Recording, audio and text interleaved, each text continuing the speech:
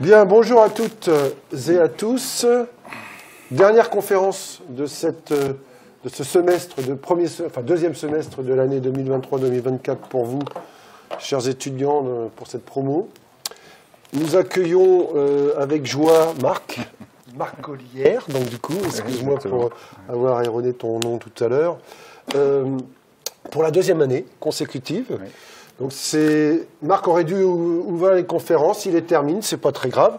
L'important c'est que tu sois là pour non seulement témoigner comme d'habitude par rapport à nos autres conférenciers de ton parcours de formation, mais surtout, et c'est pas une moindre chose, Marc est le responsable, le directeur de la maison de la haute performance de Normandie, poste que tu occupes depuis un an maintenant. Depuis le 1er mars. Depuis, 2023, on est quasiment presque un an, donc avec un petit peu plus de recul par rapport à l'année dernière. Donc ça va être drôlement intéressant. Et puis c'est vrai qu'à l'orée des JO 2024, la Normandie est une ressource, le territoire normand est une ressource importante pour certaines équipes. Tu vas peut-être nous l'expliquer peut-être. Certaines équipes qui viennent participer aux JO. Comme on va être ce qu'on appelle une base arrière, la Normandie, c'est ça. Avec un CSN, un centre sportif de Normandie que tu connais bien, puisque tu as été directeur adjoint pendant quelques années de ce CSN. Donc n'hésitez pas à poser vos questions à Marc. Là, on est dans le tip-top niveau de normand et national. Je crois que tu es en relation régulière avec l'Agence nationale du sport, c'est ça. Et l'INSEP, voilà, sans tout dévoiler, je précise les choses. Donc, bienvenue à toi, Marc, et puis merci pour ta disponibilité afin de témoigner auprès de nos étudiants, donc de licence, entraînement sportif, c'est le même profil que l'année dernière, sauf qu'ils ont du coup le même âge que l'année dernière, mais un an de moins. Donc, génération 2003, pardon. C'est ça? Voilà. Eh bien, bienvenue, et on te laisse donc la parole. Bonjour à tous. Oui, donc moi, c'est la deuxième année que j'interviens au sein de l'université. J'en suis ravi à plusieurs titres. D'abord parce que je suis un ancien étudiant du FR STAPS de Caen, il y a fort longtemps maintenant. Moins longtemps que moi. C'était il y a une vingtaine d'années maintenant, c'est ça. 20 ans déjà. La deuxième raison, c'est que vous constituerez probablement, en tout cas je vous le souhaite, les futurs acteurs du sport et du sport de haut niveau pour certains d'entre vous. Alors après, si vous me demandez comment on travaille dans le sport de haut niveau, il y a tout un tas de parcours. Je crois que vous avez eu différents intervenants qui ont pu vous le montrer. Moi, si ça vous intéresse, je pourrais évoquer mon parcours. Moi, je ne suis pas issu du haut niveau du tout. Enfin, en tout cas, en tant qu'athlète, pas du tout. En tant qu'entraîneur, un petit peu. Et en tant que professionnel aujourd'hui, beaucoup plus. Voilà, donc. C'est ça qui est intéressant, tu vois, on a eu divers témoignages de collègues qui, justement, ont montré leur ascension vers le haut niveau. Je pense à des gens comme Franck Doudet, qui eux, n'ont pas forcément d'expérience de jeu à très haut niveau, mais qui interviennent aujourd'hui. Exactement. Donc, on est un peu plus. C'est ça aussi l'intérêt, c'est de montrer qu'on peut être en relation avec le très haut niveau sans pour cela avoir été un athlète très haut niveau. Voilà. C'est le cas, parfois ce sont des athlètes, oui, tout à fait. Des professionnels qui ont été athlètes, parfois c'est pas le cas effectivement.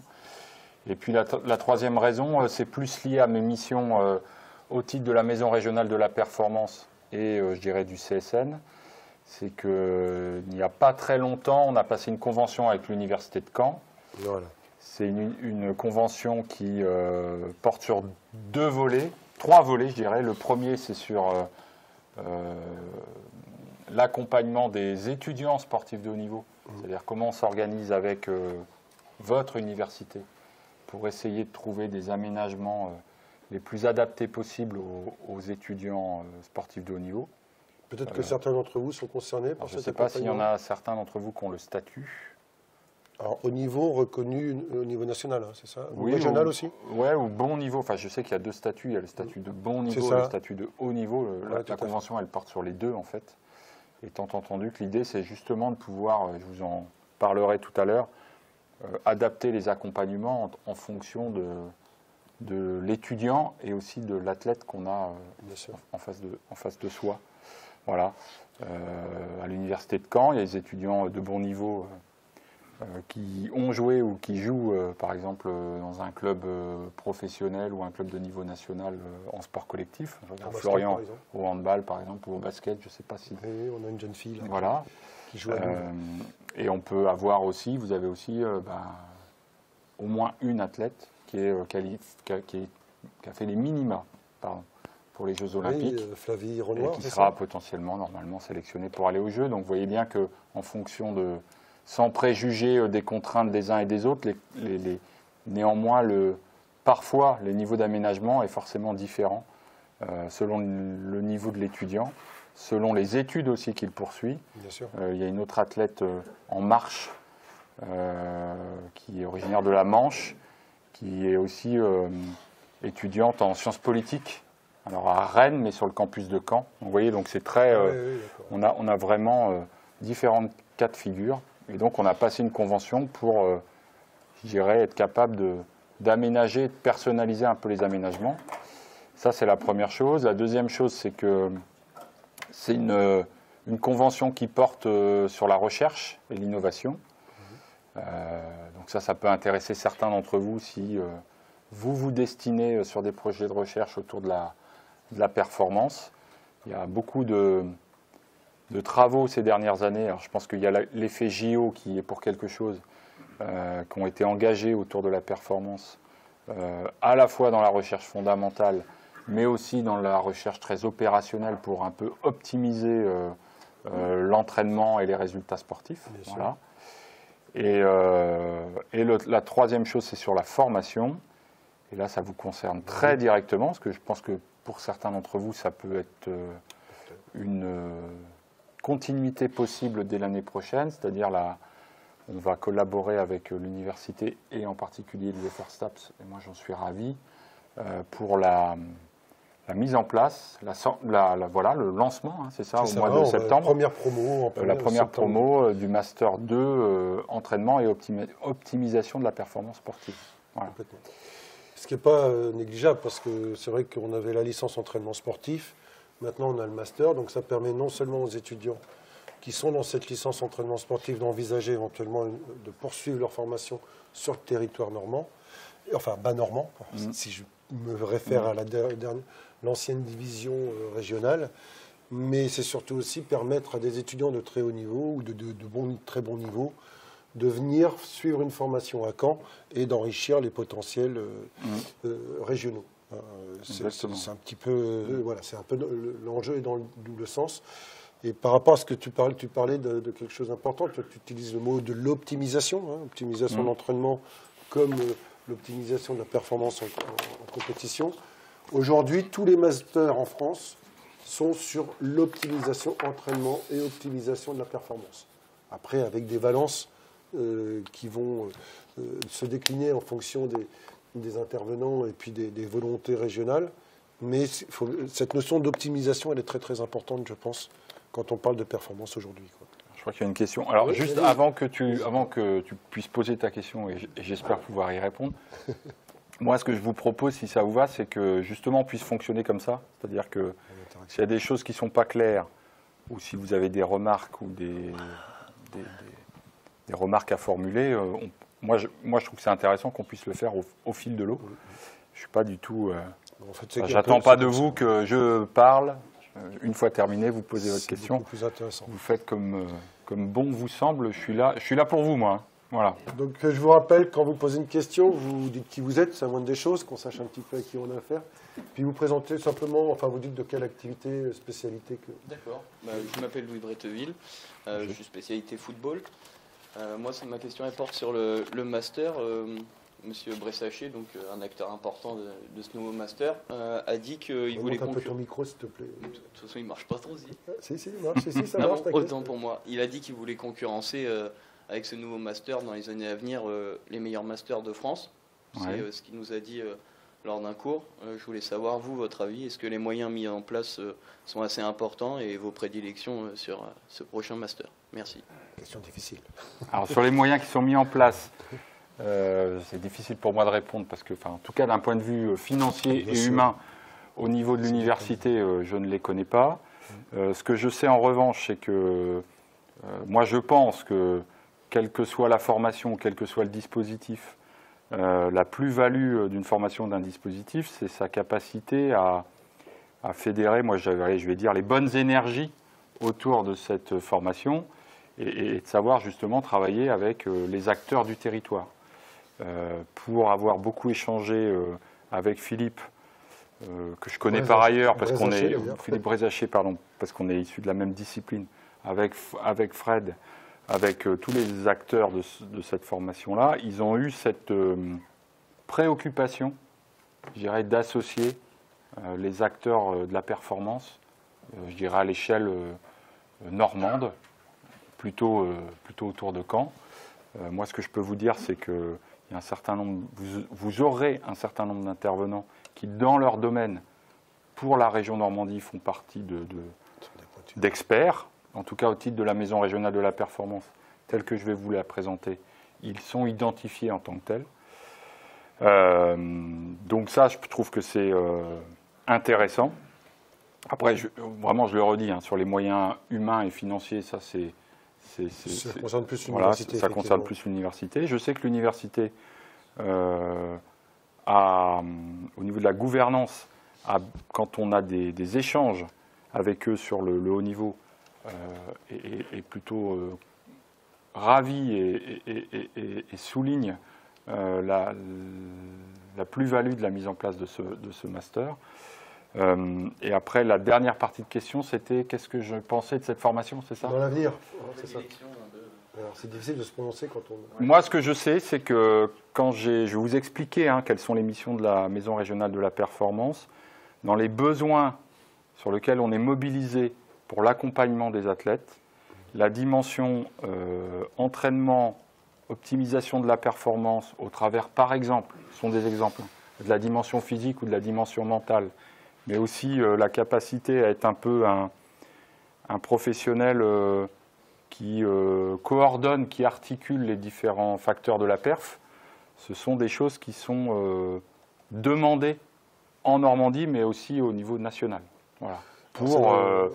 Pour beaucoup de disciplines sportives. Alors évidemment, dans des disciplines très professionnalisées, les structures, les clubs ou les fédérations ont les moyens, ont déjà créé ces postes-là.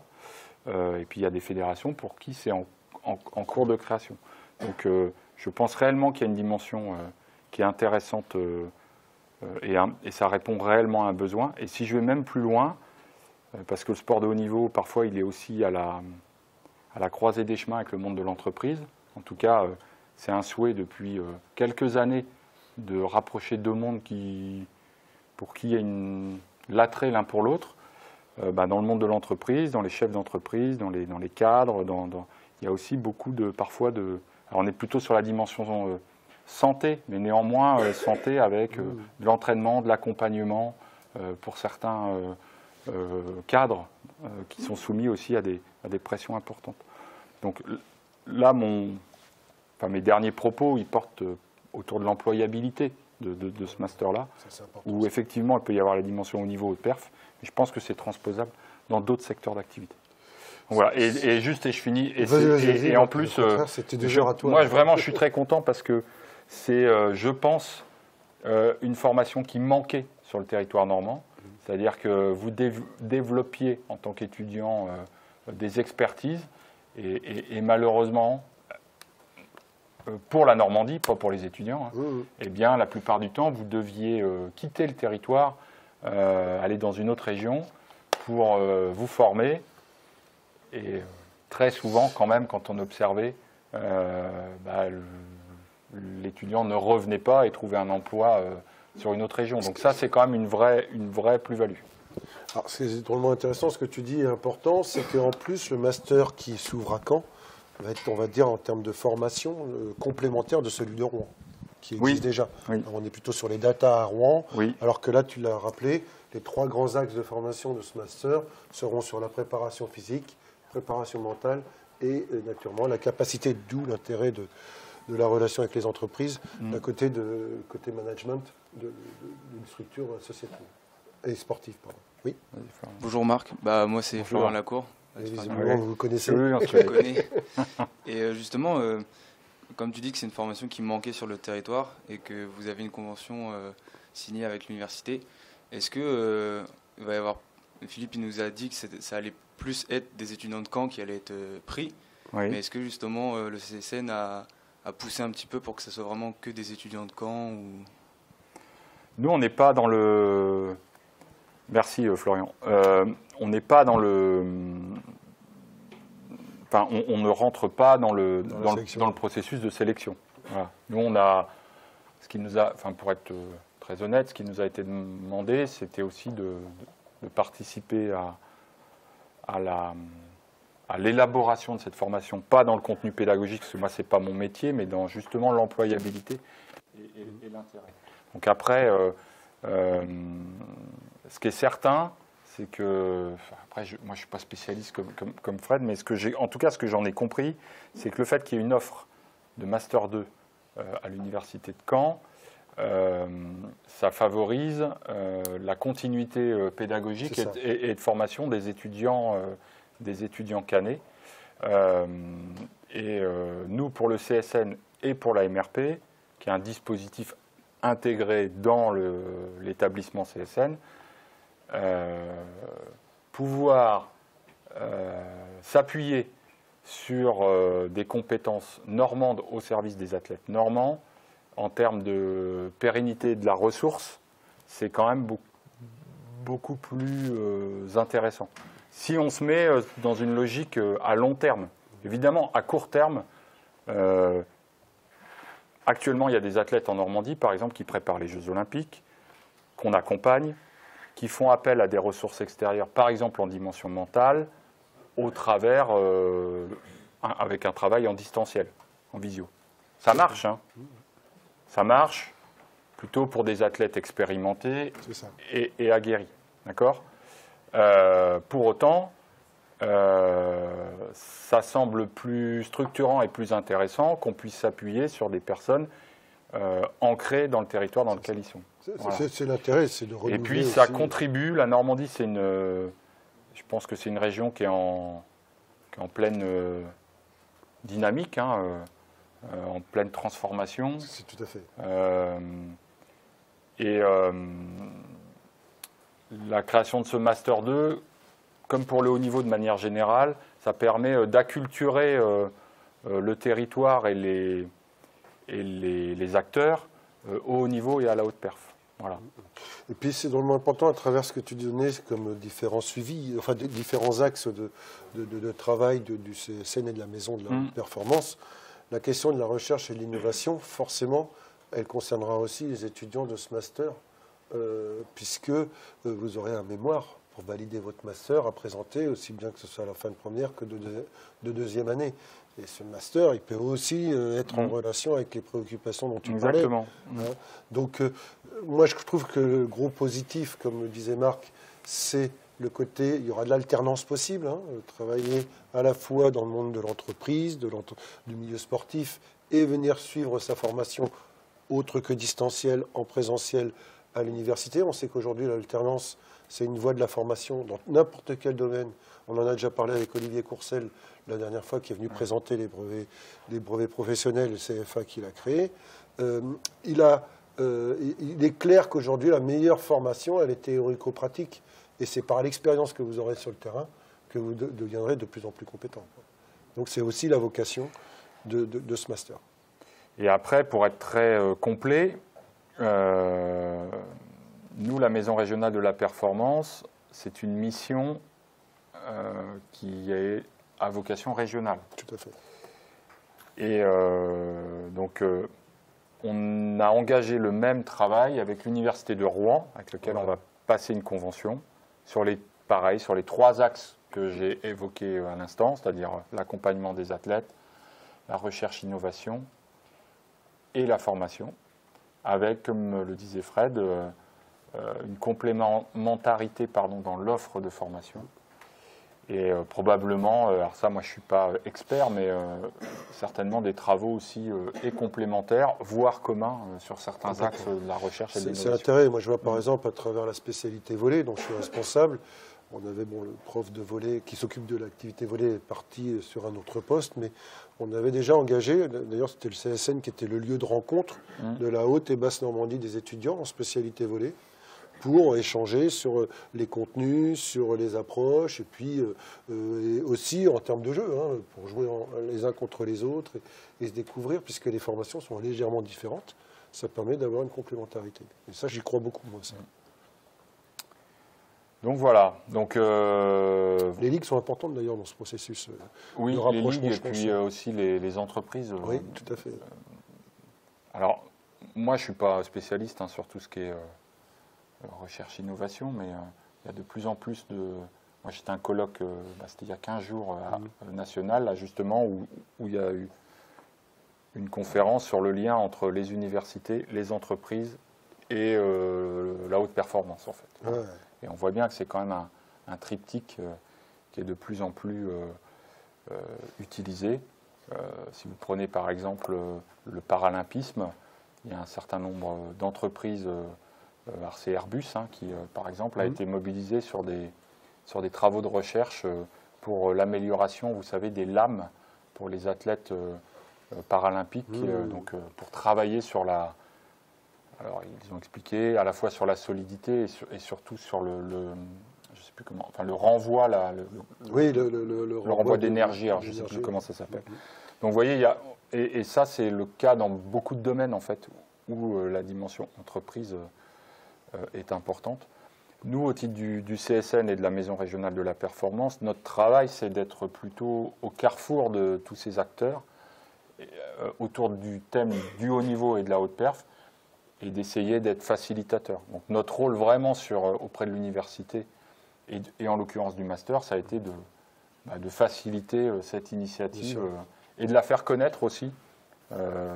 Pour rien de vous cacher, à l'INSEP, cette formation, elle a été... repérés, identifiés et ils ont porté un intérêt sur la mise en place de cette formation. Je le dis à chaque fois, mais je sais aussi que l'INSEP regarde beaucoup nos conférences. Les étudiants qui sont à l'INSEP, les sportifs... Il ne faut pas que je dise de bêtises. Il ne faut pas dire de bêtises. Non, mais sinon on fait des coupes-sondes. Mais je plaisante. Mais je sais que ce que l'on présente comme travail, notamment ces conférences, sont très regardées. On a toujours de nombreuses vues sur la chaîne YouTube de l'université concernant ces conférences. Donc voilà, notre travail est quand même assez conséquent et c'est quand même le très haut niveau qui est concerné puisque l'INSEP, on ne peut pas faire mieux, je pense, en termes de formation aujourd'hui. Et pour finir, Florian, par rapport à ta question, je pense aussi qu'avoir cette offre de formation-là à Caen, parce que le haut niveau, finalement, c'est qu'un écosystème. Donc il y a ceux qui sont tout en haut, qui vont préparer les Jeux Olympiques, et puis il y a tous ceux qui participent, qui sont des athlètes parfois listés ou qui l'ont été, qui évoluent dans des clubs de niveau nationaux et qui vont permettre aux plus jeunes ou aux tout meilleurs d'être bien environnés pour qu'ils soient encore plus performants. Eh bien, le fait qu'il y ait une offre comme ça de formation, ça permet aussi je pense à des clubs ou à des structures, de garder leurs sportifs sur le territoire et de pouvoir continuer à travailler avec eux. Ça, c'est important, ça, ce que tu viens de dire. Et c'était, pour avoir été à une époque entraîneur, Philippe a bien connu cette problématique-là, Fred aussi. Oui. C'est vrai que parfois, le fait qu'il n'y ait pas une offre suffisamment pas facile de garder les joueuses large, parfois, on assistait à des départs.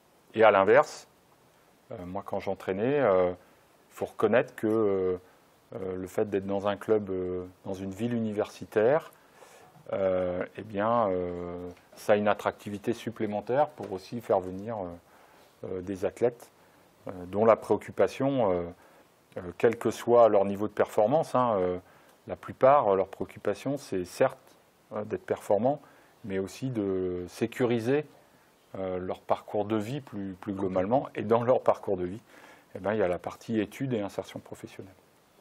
Nous, sur la Maison régionale de la performance, c'est plus de 60% de notre activité, je pense, elle est sur ce qu'on appelle le suivi socio-professionnel.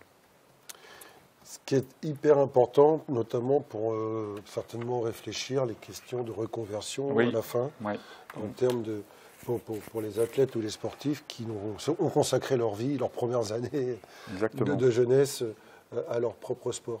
Tout à fait. Eh bien, la maison de la régionale de la performance. On va y aller. Allez, on y va. C'est parti. Je vous le présente en 2 temps.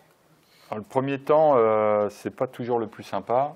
C'est plutôt le côté un peu institutionnel, réglementaire. Comment c'est organisé, d'accord? C'est-à-dire que je pense que c'est important de comprendre pourquoi et comment sont apparues les maisons régionales de la performance. Et puis parce après, que c'est tout récent. Oui, c'est tout récent. Et ensuite, je vous ferai une présentation plutôt sur l'environnement du haut niveau et de la maison régionale de la performance pour la Normandie. Très bien. Voilà. Super. Donc n'hésitez pas à me poser des questions. Donc effectivement, les maisons régionales de la performance, c'est assez récent. Ça s'inscrit...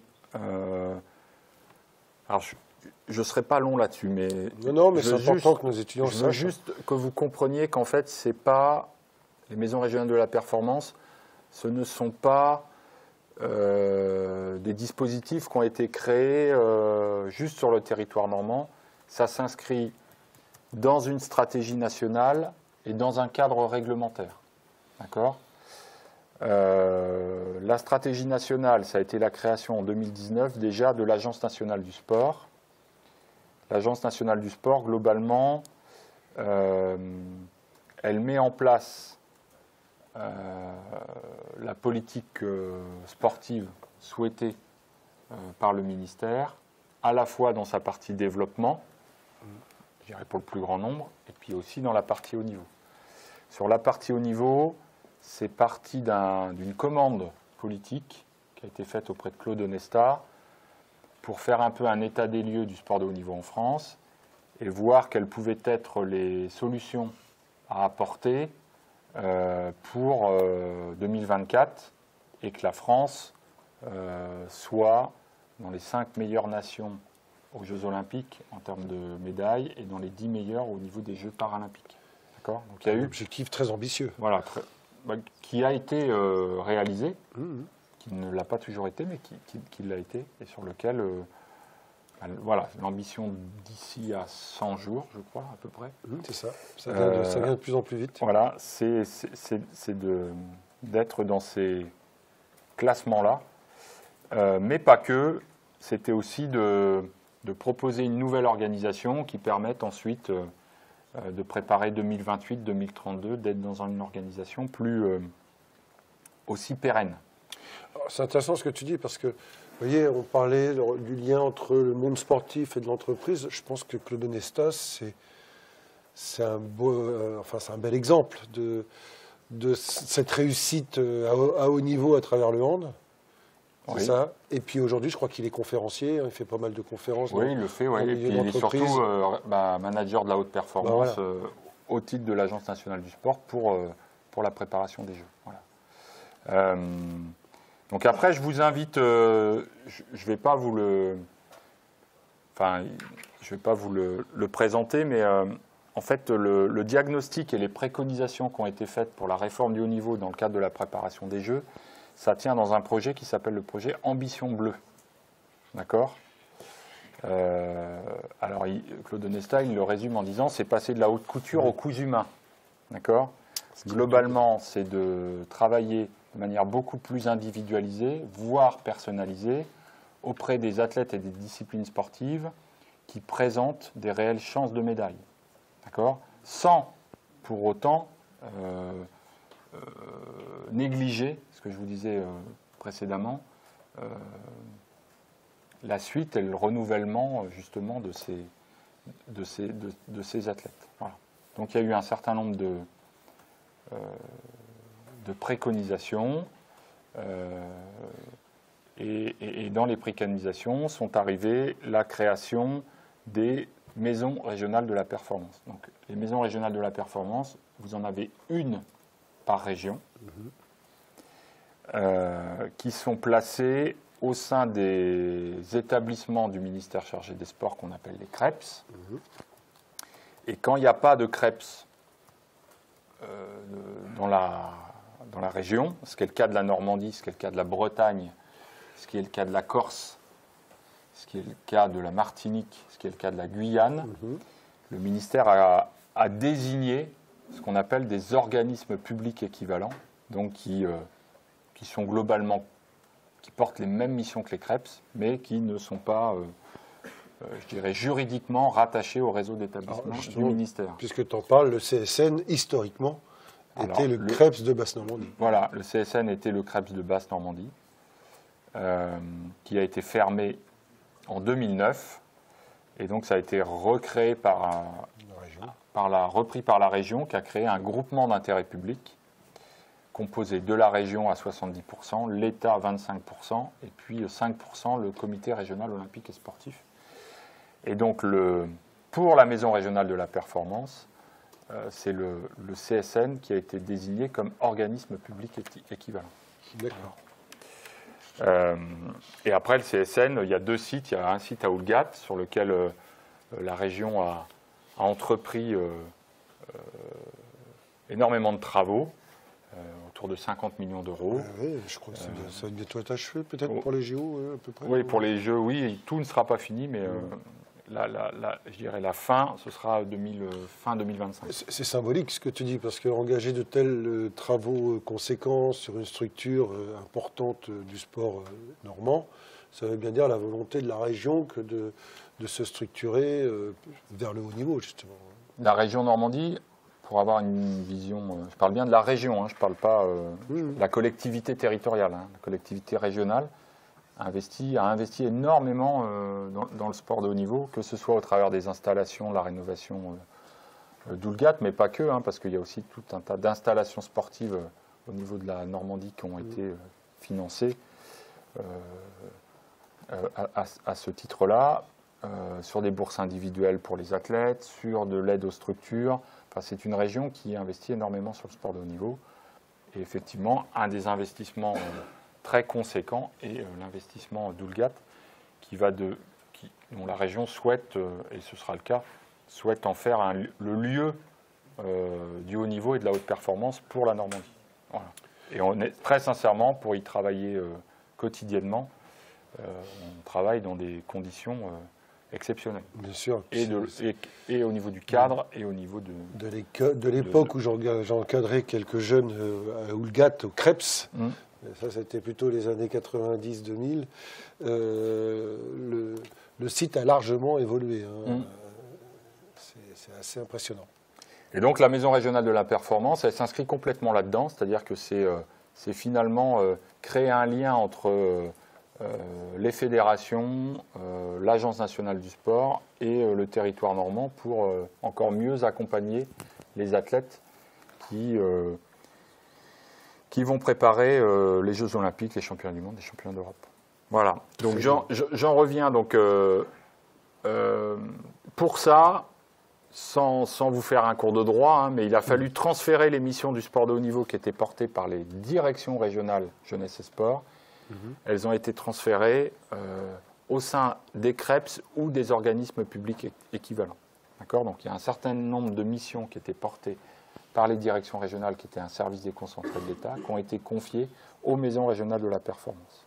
D'accord ? Très bien. En 2023, donc il y a les premières maisons régionales de la performance, elles ont été mises en place en 2021. Oui. Voilà. Donc c'est assez récent. La Normandie, on a été désigné,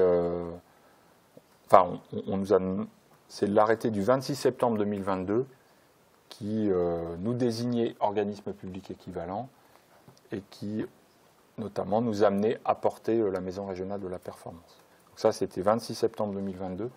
Moi, j'ai été recruté au 1er mars 2023 comme responsable régional de la haute performance, dit autrement responsable régional de la MRP. Et j'ai 2 collègues qui sont arrivés, Mathilde Jagu, qui est une ancienne étudiante d'ailleurs de l'université de Caen, qui a longuement travaillé du côté de Lyon en tant qu'entraîneur en gymnastique, qui a formé beaucoup d'athlètes de gym qui sont allés notamment au Pôle France de Saint-Étienne et certaines sont ou vont être en équipe de France prochainement,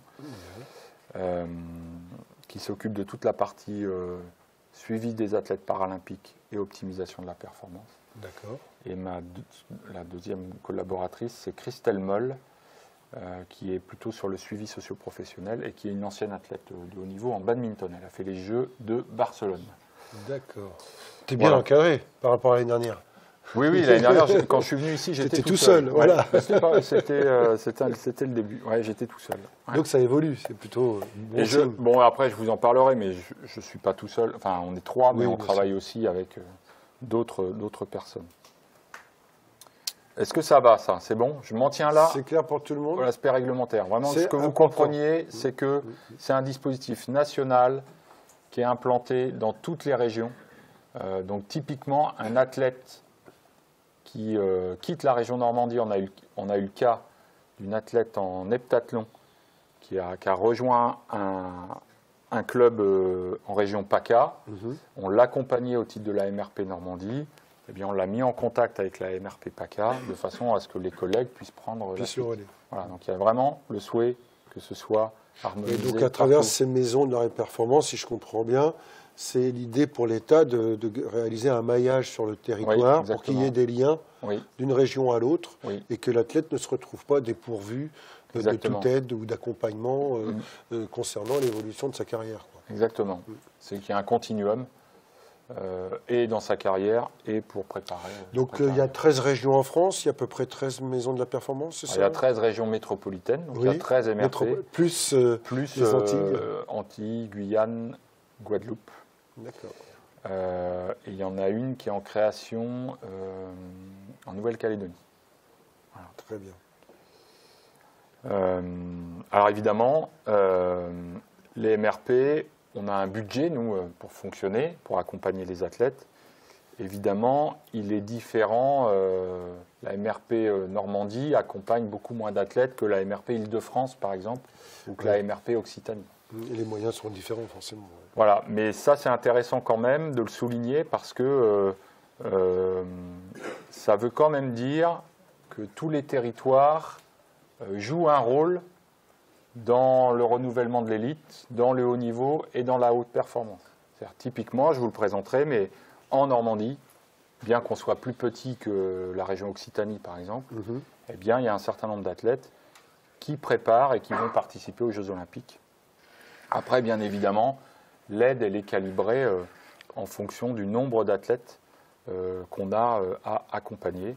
Bien sûr. Et puis, ce sont parfois, ce sont des trajectoires de territoire aussi, c'est-à-dire qu'il y a des territoires pour lesquels il y a un développement avéré, d'autres qui est en cours. Voilà, je pense que la Normandie, on est vraiment dans une logique de ski de fond en Normandie, c'est plus compliqué. Oui. Nous, on a une particularité qui est l'équitation. Oui. On a deux régions avec la Normandie et les Pays de la Loire. On a une jeune fille qui fait l'équitation, là, je crois. Voilà, on a beaucoup d'athlètes, beaucoup d'équitants qui peuvent potentiellement participer aux Jeux Olympiques, que ce soit en saut d'obstacle ou en concours complet. Voilà. Très bien. Après, la Bretagne, c'est intéressant parce que la Bretagne, par exemple, est très organisée et très pourvoyeur d'athlètes en voile. Et effectivement, la région Grand Est, Auvergne-Rhône-Alpes, voilà, c'est le ski. Voilà. C'est logique. Donc les objectifs de la MRP, ce que je vous disais tout à l'heure, c'est décliner la stratégie Ambition Bleue en Normandie. D'accord.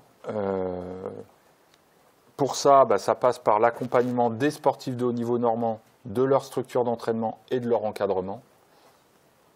On ne travaille pas uniquement avec le sportif. D'ailleurs, même si c'est le cas, on n'intervient pas auprès de lui tout seul. Voilà, c'est-à-dire qu'on est en lien avec la fédération, avec son entraîneur. Et puis après, il y a médecin, préparateur physique. Enfin voilà, on travaille vraiment de manière collective Le troisième axe, on en a parlé un peu tout à l'heure, structurer et développer l'écosystème au niveau normand.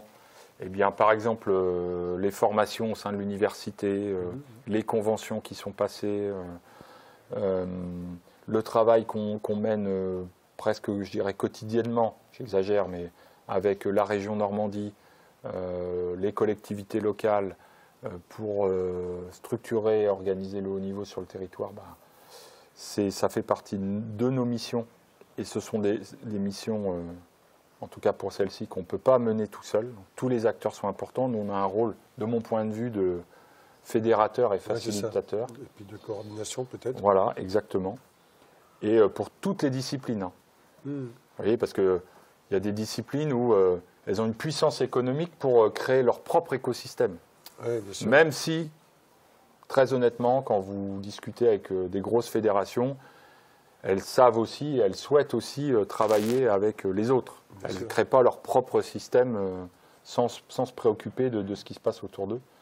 Mais voilà, elles ont une puissance économique qui leur permet parfois de le faire. Mais il y a des disciplines sportives où parfois, vous voyez, demain j'ai rendez-vous avec l'haltérophilie, avec le DTN. Bon, c'est une fédération qui a fait des médailles aux Jeux, qui peut potentiellement faire, mais qui, lui, a besoin justement de relais sur les territoires parce qu'ils n'ont pas les moyens économiques d'avoir des représentants et une organisation très optimisée partout. Alors, si je pense par exemple à une nouvelle structure qui a été créée sur Hérouville, là, je crois que c'est la Maison du Sport, non, c'est pas ça? Maison départementale des sports. Voilà. Oui. Vous avez un rôle de coordination, d'aide sur Non. ce type d'initiative ou c'est plus local, c'est lié plus à la ville de Caen Alors nous, d'Hérouville on a une convention avec eux. On parle parce que pour, vient d'être inauguré. Hein, voilà, pour l'utilisation, pour pouvoir utiliser la maison départementale des sports. On peut mener des actions avec notamment le conseil départemental du Calvados qui aide le CSN plutôt sur la partie formation des jeunes athlètes et puis sur la dimension santé, donc, qui est une autre mission du CSN. Mais on n'a pas de rôle, on n'a pas de fonction à proprement parler au sein de la maison départementale. Très bien. Pour autant, c'est la même philosophie, hein, c'est-à-dire que cette maison-là, elle a vocation à fédérer le mouvement sportif départemental, à faciliter les interactions entre les différents acteurs départementaux. La MRP, c'est un peu le même système. D'ailleurs, ça s'appelle une maison aussi, maison départementale des sports, maison régionale de la performance. Donc c'est le même esprit. Oui, il y a une sorte de décentralisation, mais même si les liens sont bien identifiés. Hein, bien d'accord. Très bien, parfait. Voilà, ça au moins c'est clair. Ça vous paraît clair, ça? Bon. Moi, j'arrive à suivre, donc vous devriez arriver à suivre. C'est vrai? Je plaisante. C'est toi le curseur. Donc ça, je crois que je vous l'ai dit. Donc des MRP, il y en a donc 17. Ouais. Donc dans tout 17. 17, ouais. Et une en cours de création. Alors, une petite subtilité, mais on va vraiment dans le détail. Donc il y a 17 maisons régionales de la performance et pour autant, il y a 17 CREPS et 5 organismes publics équivalents. C'est tout simplement lié au fait que avec la réforme territoriale de l'État, vous savez, il y a eu la création des nouvelles régions. Alors je vais prendre une région qui a concerné pour moi une partie de mes études, la fin de mes études, donc la Nouvelle-Aquitaine. La Nouvelle-Aquitaine. Voilà, donc la Nouvelle-Aquitaine, vous avez deux CREPS. C'est bien parce que comme ça tu fais le lien. Oui, voilà, exactement, je sais. Parce que moi j'ai fait mon Master 1, Master 2 à l'Université de Bordeaux, après avoir fait ma licence à Caen. Voilà. Donc ce que je vais dire est un peu contradictoire avec ce que j'ai dit précédemment, mais c'est parfois intéressant. C'est justement parce que c'est contradictoire que c'est d'aller voir ce qui se fait ailleurs. Tout à fait. Puis après on revient ou on ne revient pas, ça c'est une autre... Mais n'empêche que tu es revenu. Oui, je suis revenu. Je repartirai probablement un jour, mais en tout cas je suis revenu. C'est drôlement intéressant parce que par rapport à ce qu'on disait tout à l'heure, essayer de proposer des formations à nos athlètes normands, à travers par exemple l'exemple du master, mais aussi permettre, tous les conférenciers sont allés voir ailleurs comment ça s'est passé. Je vois Quentin Hurel, il y a 15 jours, il est allé en Australie pendant un an, élever des cochons. Et puis il est revenu, puis aujourd'hui il est dans une entreprise ex-aequo qui a sa place sur le territoire, et avec un dynamisme quand même avéré en conséquence. Donc cette question d'aller voir ailleurs, revenir et contribuer au développement de sa région, je pense qu'elle est importante aussi. Oui, moi je trouve que c'est toujours... Ça fait partie de la curiosité aussi. Oui, c'est toujours riche. Puis ça donne aussi des perspectives, parfois quand on revient ou qu'on va sur un autre territoire. Enfin, c'est toujours enrichissant. Alors justement, la Nouvelle-Aquitaine, je t'ai arrêté. Donc en fait, la Nouvelle-Aquitaine, vous aviez historiquement deux CREPS, le CREPS de Bordeaux et le CREPS de Poitiers. Et donc, une maison régionale de la performance, il n'y en a qu'une. Donc c'est la maison régionale de la performance Nouvelle-Aquitaine. Vous avez le cas sur le Grand Est. Là, j'y suis pas allé faire mes études. Mais le collègue, il a 3 CREPS, lui. Mais il y a une maison régionale de la performance. D'accord ? Donc c'est pour ça qu'il y a un petit décalage entre 17 maisons régionales de la performance, 17 CREPS. D'accord ? Nous, en Normandie, c'est assez simple. Il y a un établissement qui est le CSN, dans lequel est implantée la maison régionale de la performance pour la Normandie. D'accord. D'accord ? Et ça représente à peu près 80 personnes en termes de réseau. Voilà. Ouais, ce qui n'est pas négligeable quand même. Oui. Des questions ? Non ? C'est clair ? Donc on continue. Donc ça, c'est un peu nous, comment on est positionné.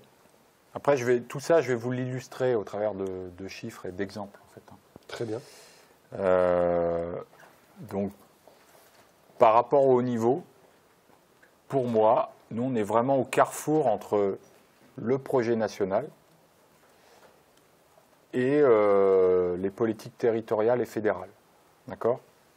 C'est-à-dire qu'on ne fait rien dans un accompagnement d'un athlète, on ne lance rien tant qu'on n'a pas échangé avec l'athlète, avec son staff, avec la fédération et avec l'agence.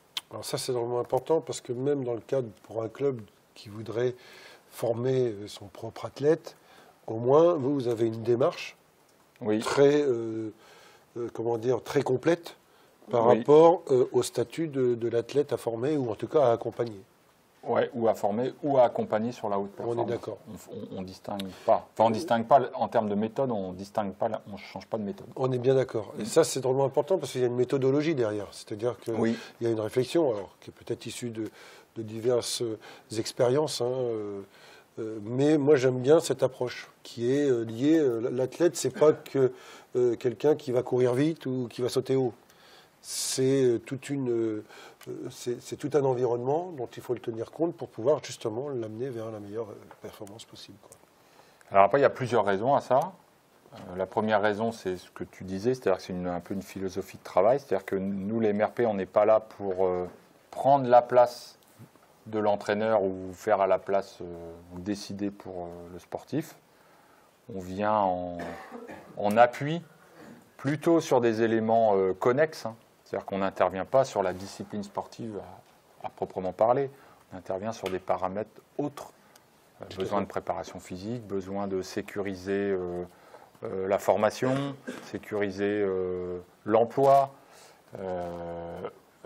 travailler, on peut avoir d'appui sur la dimension mentale. Enfin, on est plutôt sur ces éléments connexes-là. Mais ces éléments connexes-là, on ne les décide pas sur la base de ce qu'on observe ou ce qu'on aime bien.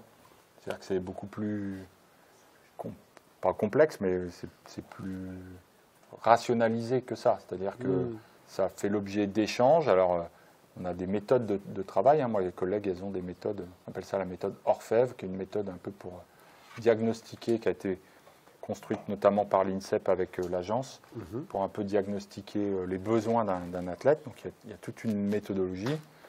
Et après, c'est croisé avec les directions techniques nationales, des fédérations. Et puis au niveau de l'agence, en fait, Claude Onesta, il s'est entouré de conseillers experts, des personnes qui ont eu une expérience dans le très haut niveau et qui ont portefeuille de fédérations avec lesquelles ils échangent depuis plusieurs années pour créer les conditions de la perf pour les Jeux de Paris. Voilà. Donc ça, c'est la première raison, c'est plutôt on va dire une raison pédagogique. La deuxième raison, c'est une raison aussi budgétaire, c'est-à-dire que l'idée, c'est de vraiment rationaliser et optimiser les financements. C'est-à-dire que nous, les MRP, notre rôle, ce n'est pas d'aller financer une deuxième fois quelque chose qui a déjà été financé au niveau national. Parce qu'il n'y a pas de gain. Vous voyez, si on se met dans une logique d'entraînement, il n'y a pas de gain. C'est-à-dire qu'on va aller financer quelque chose qui est déjà financé, donc ça n'apporte rien de plus. Ouais, d'accord. Si ce n'est qu'éventuellement, ça coûte un peu moins, j'en sais rien, à l'athlète, à son staff, à son budget. Mais en fait, ça n'apporte sur la dimension entraînement et optimisation, on n'apporte rien de plus. Donc on essaie de se mettre bien d'accord sur qui finance quoi en étant complémentaire. Ouais, vous délimitez les territoires en fait, quelque part. C'est-à-dire que les fédérations, je vous le présenterai tout à l'heure, mais il y a des athlètes qui ont été identifiés par fédération, qui sont des athlètes prioritaires. Clairement, ceux qui vont faire des médailles aux Jeux. Ça, il y a un contrat de performance qui est signé entre l'agence et la fédération pour lequel des sommes sont prévues et sont identifiées pour un certain nombre d'athlètes. Nous, normalement, on ne va pas sur ces athlètes-là et on ne va pas sur ces financements-là pour ne pas les doublonner. Sauf s'il y a un imprévu, l'athlète a un besoin particulier ou l'athlète s'est blessé et puis il a besoin de reprendre, et il est en Normandie, il a besoin d'une compétence particulière la compétence elle n'est pas prévue dans le contrat de perf. Là, on peut venir en plus. D'accord ? Par contre, à l'inverse, nous, on finance pas mal les athlètes, ce qu'on appelle le potentiel 28 et demain potentiel 32. C'est vraiment important parce que vous êtes centré sur l'avenir en fait. Oui. On n'est pas focalisé sur le 2024. Pas uniquement. Et je pense, nous, dans nos formations au STAPS, on a des étudiants qui en sont en L1, qui ont un potentiel pour 2028. Et j'imagine que c'est ceux-ci que vous accompagnez et que vous aidez, quoi. Oui, entre autres. Et vous ceux préparez l'avenir, en fait. qui préparent les Jeux là de 2024, qui ont des chances de médaille, nous, on travaille beaucoup avec eux. C'est ce que je vous disais tout à l'heure sur le suivi socio-professionnel. On veut sécuriser au maximum leur formation, leur employabilité et leur insertion professionnelle. L'objectif des Jeux à Paris en 2024, c'est qu'il n'y ait aucun athlète français sous le seuil de pauvreté. Ça n'a pas toujours été le cas. C'est drôlement intéressant. Ça, et aujourd'hui, je crois, il me semble que le contrat va être rempli. Mais ça correspond vraiment à une démocratisation de la vision de la formation et de l'accompagnement de l'athlète. C'est-à-dire qu'il n'est pas livré qu'à lui-même aujourd'hui. En tout cas, c'est la volonté. C'est la volonté, et sincèrement, alors je sais que parfois il y a encore des... Après ça reste individuel, j'imagine. Il y a encore des articles et des athlètes qui se lient, enfin voilà, qui témoignent de difficultés. Alors parfois, sans leur faire offense, ce ne sont pas toujours les athlètes qui sont repérés et accompagnés au titre de l'agence parce que ils ont un niveau sportif qui n'est pas toujours avéré, qui est pas toujours celui qui est requis. Ça ne veut pas dire qu'ils ne doivent pas être aidés, hein. Mais en tout cas par les dispositifs que je vous présente aujourd'hui, ils ne sont pas toujours éligibles. Voilà. Mais honnêtement, après il y a parfois probablement des trous dans la raquette, mais globalement, on peut quand même dire sincèrement que il y a beaucoup de choses qui sont en place au niveau national, mais pas que, hein, parce que par exemple, en Normandie, vous avez aussi des entreprises. Il y a un fonds de dotation de la région Normandie qui s'est créé sur le sport de haut niveau pour aussi permettre aux athlètes normands d'être aidés. Donc il n'y a pas... voilà, c'est un système qui est assez riche et complémentaire. Charge à nous, après, à nous tous, hein, pour que la MRP, de créer les complémentarités. Alors justement, petite question... l'athlète qui disons, a le potentiel médaillable en 2028, hein, par exemple, vous le repérez comment ? On vous le propose ? C'est la structure de la ligue, le club, entraîneur, ou est-ce que c'est vous qui identifiez des athlètes ? Je crois qu'aujourd'hui, il y a une banque de données assez importante Bah, au niveau national. On a une base. avec des... Je vais vous montrer deux choses. Ouais. Je les avais préparées. Tu t'attendais à la question. Mais je crois que l'année dernière, vous me l'aviez posée. C'est possible. Il y a une base qu'on appelle, alors maintenant ça s'appelle France Sport, qui est la base nationale qui va référencer tous les athlètes. J'ai participé à une conférence au Palais des Sports il y a quelques temps là-dessus. Voilà, Très donc intéressant. tous les athlètes listés, d'accord, donc qui ont été listés ou qui sont encore listés, d'accord. Donc ça va d'athlètes qui rentrent en pôle, espoir, c'était ton cas Florian par exemple, jusqu'à des athlètes qui là vont se présenter aux Jeux Olympiques, d'accord. Donc ça concerne tous ces athlètes-là. Donc généralement, les athlètes potentiels 2028, on les connaît, je dirais, au moins au travers de cette interface-là. Même si parfois on a des exceptions avec des athlètes qui tout d'un coup sortent oui, c'était pas prévu, voilà, en n'étant pas listés. Mais ça reste quand même très à la marge. Il y avait eu cet exemple en triathlon. J'ai participé aussi à une conférence à l'INSEP il y a 1 an ou 2, où l'entraîneur d'un triathlète ou d'une triathlète nous présentait le profil de son triathlète qui n'avait pas de résultat, et puis d'un seul coup a émergé et de manière très autonome. Je crois que c'est une jeune fille, de mon souvenir, et qui, du coup, il a fallu voir un petit peu dans quelle mesure elle pourrait être accompagnée, alors que ce n'était pas du tout prévu, quoi. Oui. Mais j'imagine que c'est rare. C'est rare, et puis au bout d'un moment, ils finissent par quand même rentrer dans les radars des fédérations. Et après, sur les potentiels 2028, entre les fédérations et l'Agence nationale du sport, et notamment les conseillers experts, eh bien, il y a une analyse des résultats, ce qui permet un peu de repérer un peu des trajectoires. Et sur la base de ces trajectoires et des résultats qui sont fournis, c'est mis à jour quotidiennement.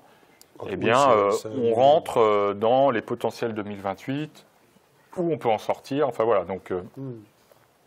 Et nous, ça nous est arrivé de repérer quelques athlètes qui n'avaient pas été identifiés potentiels 2028 et qui le sont devenus. Mais ce sont quand même des athlètes qui sont connus, ils ne sont pas identifiés 28, mais ils sont quand même connus des fédérations. Ouais, bien sûr. Bien sûr. Non, mais c'est vraiment intéressant. Hein. D'ailleurs, la conférence à laquelle j'avais assisté était ensuite sur l'idée de la confidentialité de ces données. Oui. Et pour ne pas se les faire prendre par d'autres fédérations ou d'autres nations même. Hein. Oui, ça va jusque-là. Hein. Donc voilà, ça en aparté. Donc voilà. Donc on est un peu positionné comme ça. Ça vous va? Ça vous paraît clair, ça? Oui, Florian. Ah oui, le micro. C'est mieux sinon on n'entend pas la question sur la retranscription.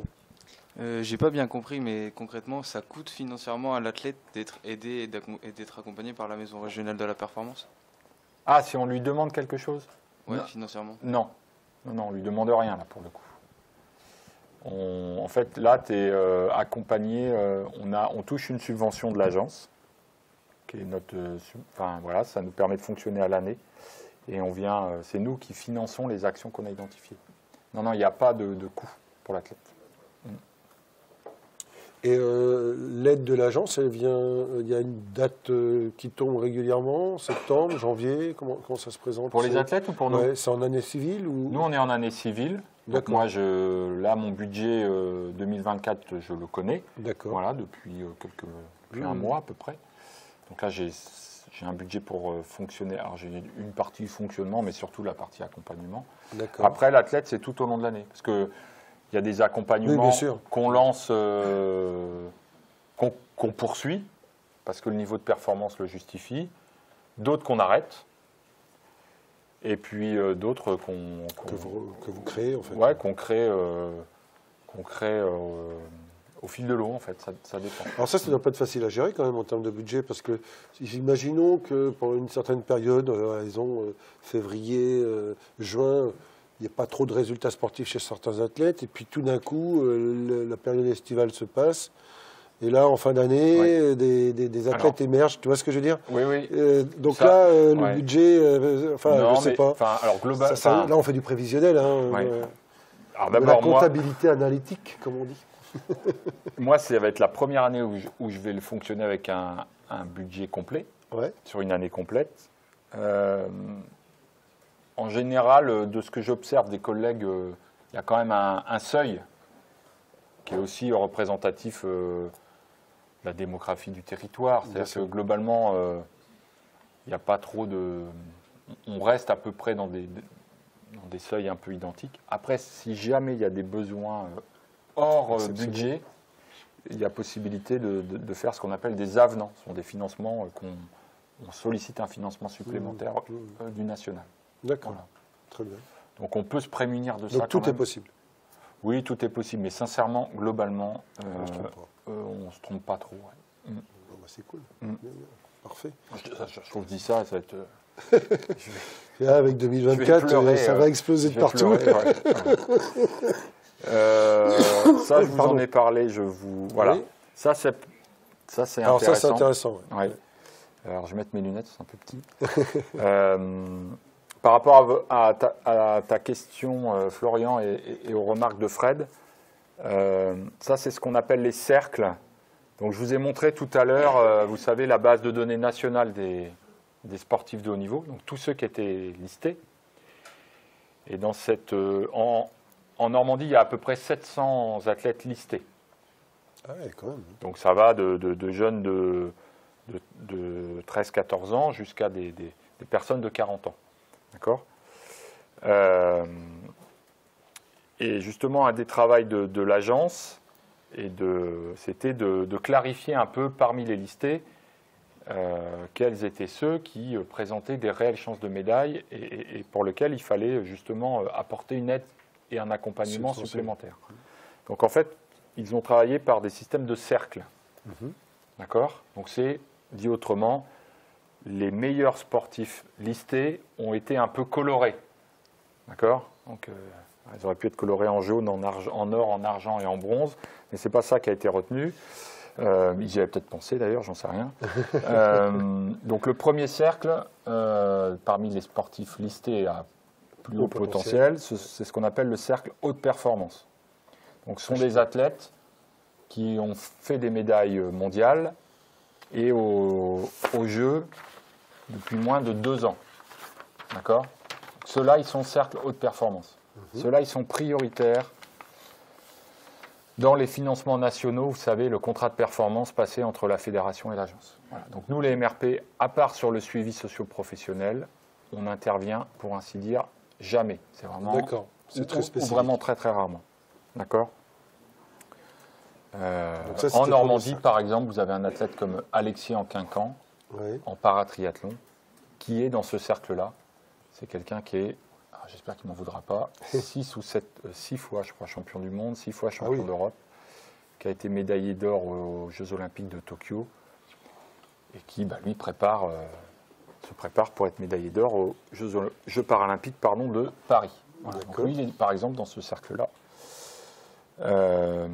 Donc il est vraiment très accompagné par la fédération et puis par d'autres partenaires. Ensuite, vous avez un deuxième cercle qui est la cellule performance. Cellule perf, on appelle ça. Ce sont des athlètes qui ne font pas de médaille, mais qui ont une chance de médaille. Comment transformer leur 4e place en 3e ou 2e, voire en médaille d'or, voilà, simplement. Vous avez une 3e catégorie qui est la catégorie radar. Donc ce sont alors il n'y en a pas beaucoup, il y en a 21 en France qui ont été tagués radar. Ce sont des jeunes à potentiel qui ont déjà des résultats significatifs chez les seniors. Voilà. Ah oui, d'accord. Vous avez un cycliste normand qui est dans ce cas-là, par exemple, qui s'appelle Kevin Vauquelin. Je ne sais pas s'il y a des cyclistes parmi vous.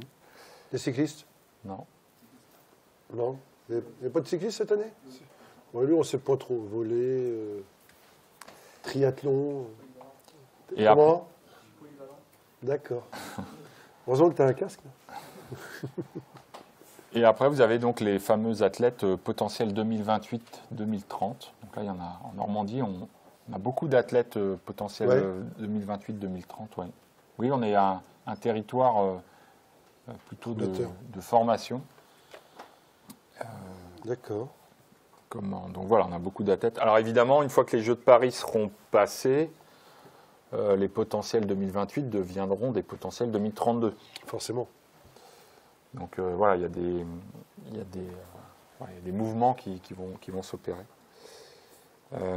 Après, vous avez les athlètes sélectionnables, donc c'est le 5e cercle, ça, sont des athlètes qui vont faire les Jeux Olympiques, mais qui n'ont pas a priori, n'ont pas de chance de médaille pour les Jeux. Voilà. Et après, on retombe dans le niveau 6 et 7, qui sont les sportifs de haut niveau, et les sportifs espoirs ou non listés, mais qui sont membres d'un pôle. Donc au CSN à Caen, par exemple, sur le site de Caen, on a beaucoup de sportifs qui sont sur le niveau 7 ou le niveau 6, puisque ce sont des athlètes qui sont pour la plupart dans des pôles espoirs et pour lesquels il faut qu'on travaille beaucoup sur je dirais, le développement de leur autonomie à se prendre en charge pour devenir des sportifs de haut niveau. Voilà. Et donc, dans le cadre de la MRP, tu travailles avec les représentants de ces différents pôles, j'imagine, pour des pôles qui sont en place, je sais pas. En Normandie. Oui, en Normandie, oui. Mais en fait, moi, je m'appuie beaucoup pour travailler avec les pôles. En fait, en Normandie, ils sont beaucoup organisés autour de 3 structures. Donc, il y a le CSN à Caen, oui, où il y a 9 pôles, il y a 11 structures d'entraînement, mais il y a 9 pôles. Ensuite, je m'appuie beaucoup sur le CRJS de Petit-Couronne, qui est une structure, qui est un établissement équivalent au CSN, qui est sur l'agglomération de Rouen, et qui regroupe les pôles, je dirais, rouennais, enfin normands, mais implantés sur Rouen. Voilà. Et ensuite, il y a le CRJS du Havre. Donc, le directeur du CRJS de Petit-Couronne, c'est un collègue qui s'appelle Christophe Cornillot. Et le CRJS du Havre, c'est un collègue aussi, qui est donc directeur, qui s'appelle Marius Quesnay. Ah oui. Et qui, lui, fédère, pareil, plutôt les pôles havrais. Voilà. On travaille avec les pôles, on peut travailler avec des centres de formation, puis après, on peut aussi travailler avec des structures, je dirais, individuelles ou qui ont leur propre organisation. D'accord. Très bien. Et sur Caen, il y a aussi le pôle qui est au lycée Laplace. C'est celui-là. Enfin, en fait, la gestion, le CSN a son antenne. On est d'accord. Voilà, il y a 2 antennes, en fait. Ouais, donc, on travaille avec le lycée Laplace. Après, on travaille avec tous les acteurs bien sûr. Du double projet des athlètes de haut niveau. Et puis, vous travaillez, comme tu le disais en introduction, avec l'université pour les athlètes repérés en conséquence. Pour les étudiants, oui. Exactement. Repérés en conséquence. Très bien. Ça non plus. Et ça, c'est tout. Donc voilà. Est-ce que vous avez des questions par rapport à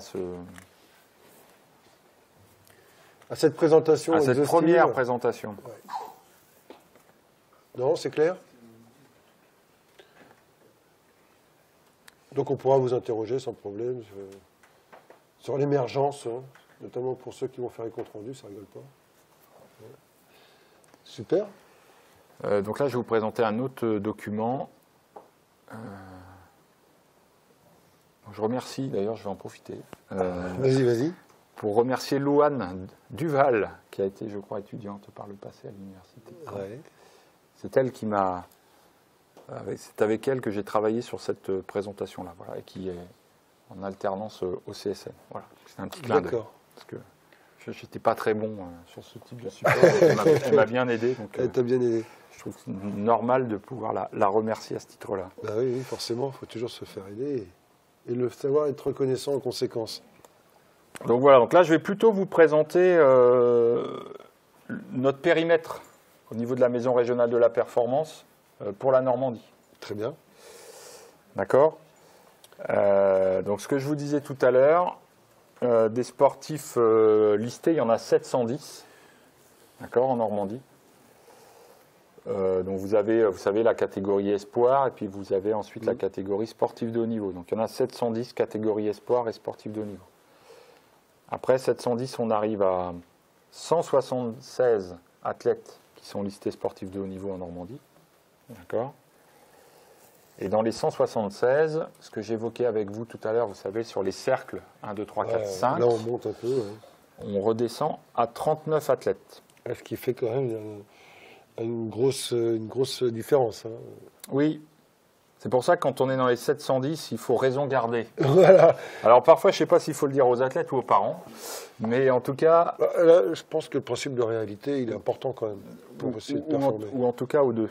Voilà, parce que là, alors il n'y a pas que dans le sport, hein, dans beaucoup de domaines, mais en tout cas, voilà, donc 710 au départ et 39 athlètes repérés par l'agence.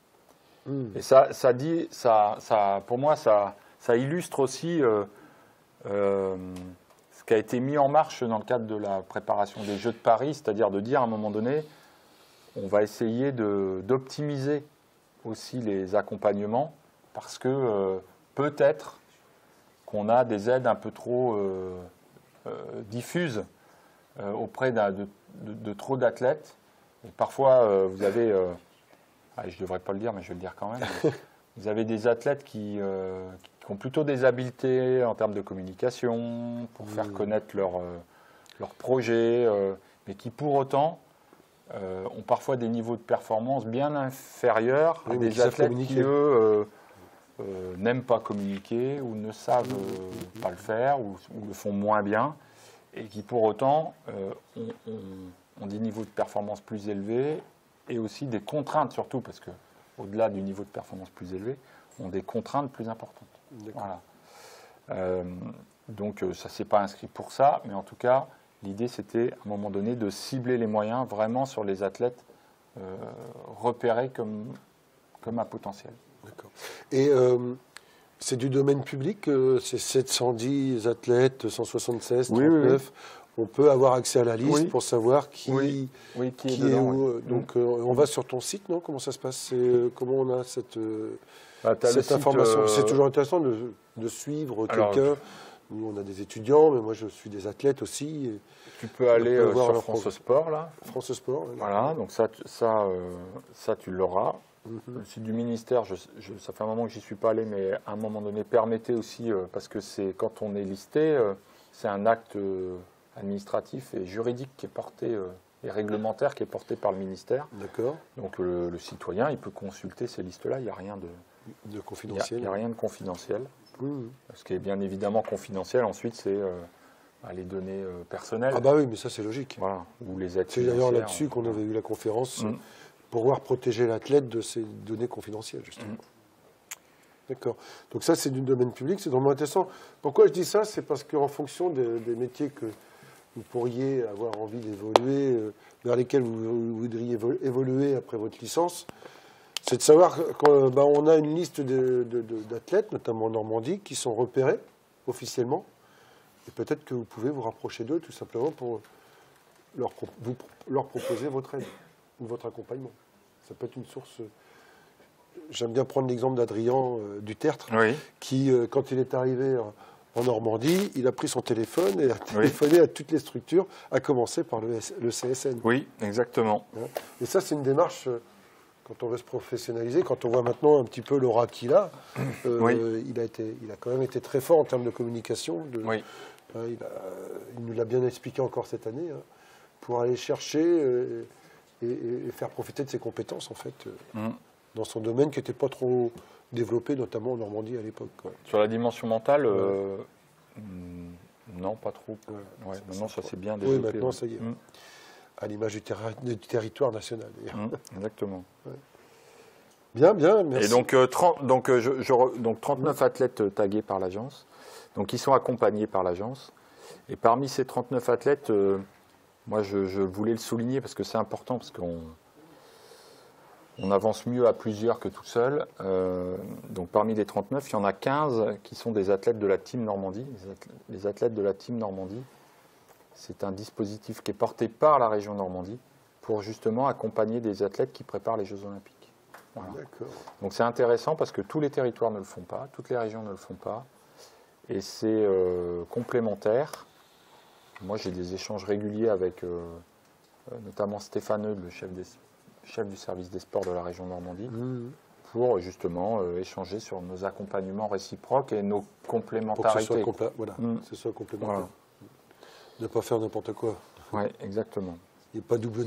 Et d'ailleurs, j'en double- profite pour vous dire qu'à la rentrée de septembre, Ouais.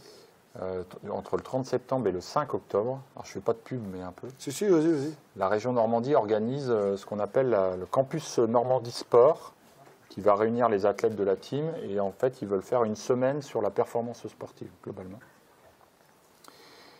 Et le lundi après-midi, on va probablement organiser une conférence scientifique, je pense, sur le thème de la récupération, sur lequel on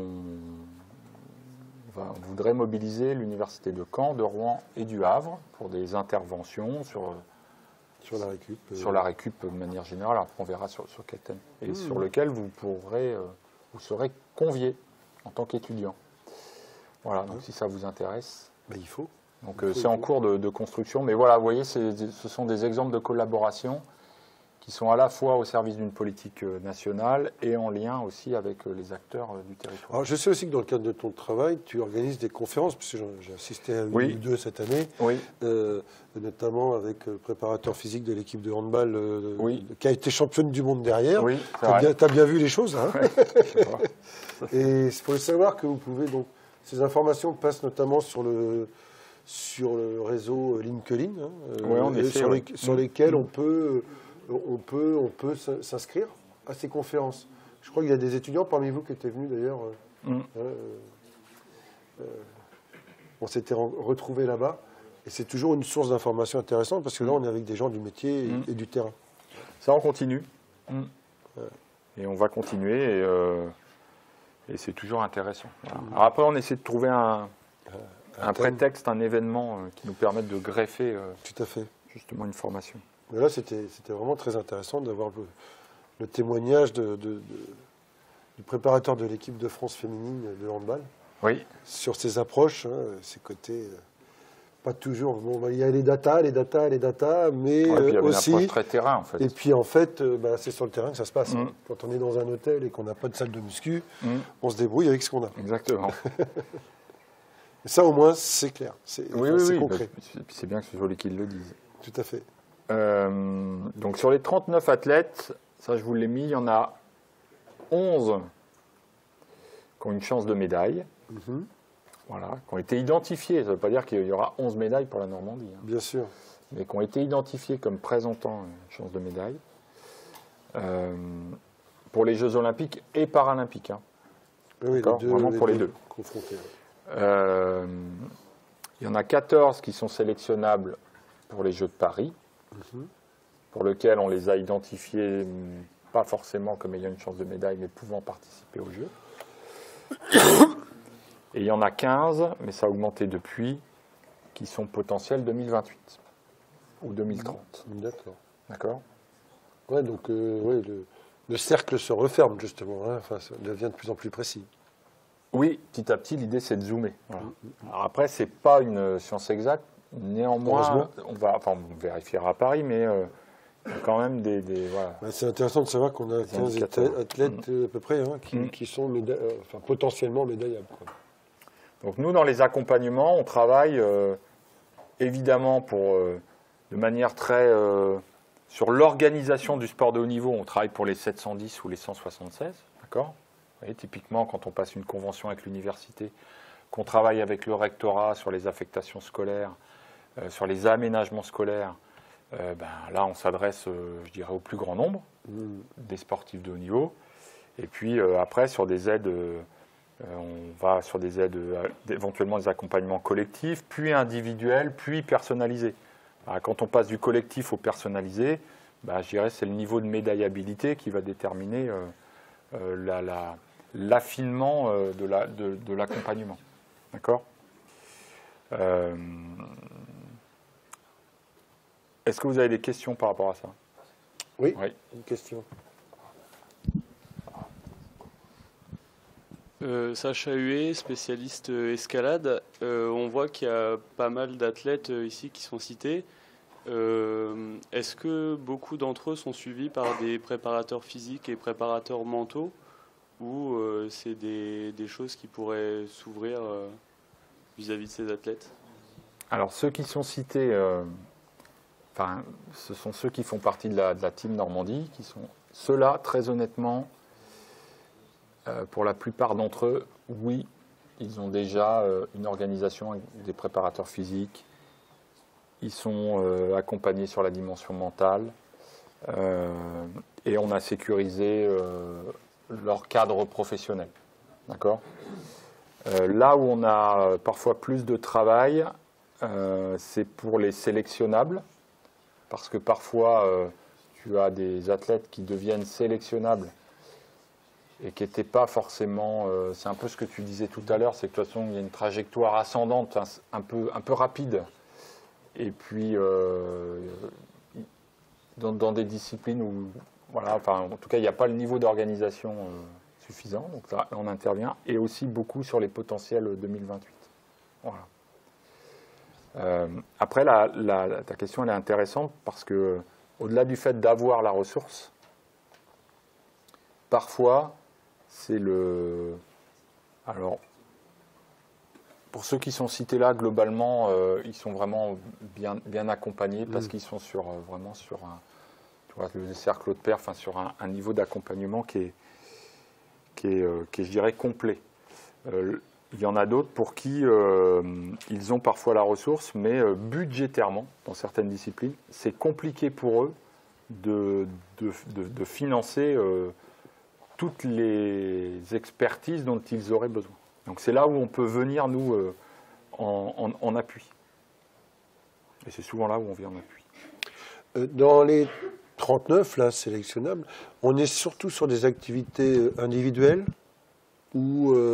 Alors, on pourrait imaginer c'est une bonne question. Des athlètes peut-être sélectionnables sur des équipes de France de sport collectif, je ne sais pas. Alors les sports pro, au sens comme le hand par exemple, ou le foot, dès lors qu'il y a un niveau de ressources suffisant, là vous sortez du... On n'intervient pas ou peu, ce qui est logique. Considérant que ou la structure professionnelle ou l'athlète dispose de suffisamment de ressources pour pouvoir s'environner et performer. Donc par exemple, si je prends le Stade Malherbe de Caen en foot, votre relation est... Elle peut être... alors elle est sur les affectations scolaires, voilà, les aménagements plus scolaires. Un accompagnement et elle peut être sur socio-économique. Voilà, exactement. Oui, très bien, ça c'est intéressant. Elle est intéressante. C'est quand même intéressant de travailler avec les clubs professionnels. Bien sûr. Qui ont quand même l'habitude, moi je trouve qu'ils ont deux habitudes. La première, c'est qu'ils ont depuis longtemps un environnement optimisé. Et ils ont aussi l'habitude de gérer l'enchaînement des compétitions. Enfin, ils ont des savoir-faire et de l'expertise. Et très souvent, pour avoir échangé avec Malherbe, Le Havre, les clubs pro de manière générale, j'ai jamais eu l'idée de pouvoir collaborer pour des athlètes de haut niveau, entre guillemets non professionnels. Ils sont plutôt partants. D'accord. Ils sont même enclins à le faire. Ils trouvent ça intéressant bien de le savoir. De pouvoir aider et mutualiser.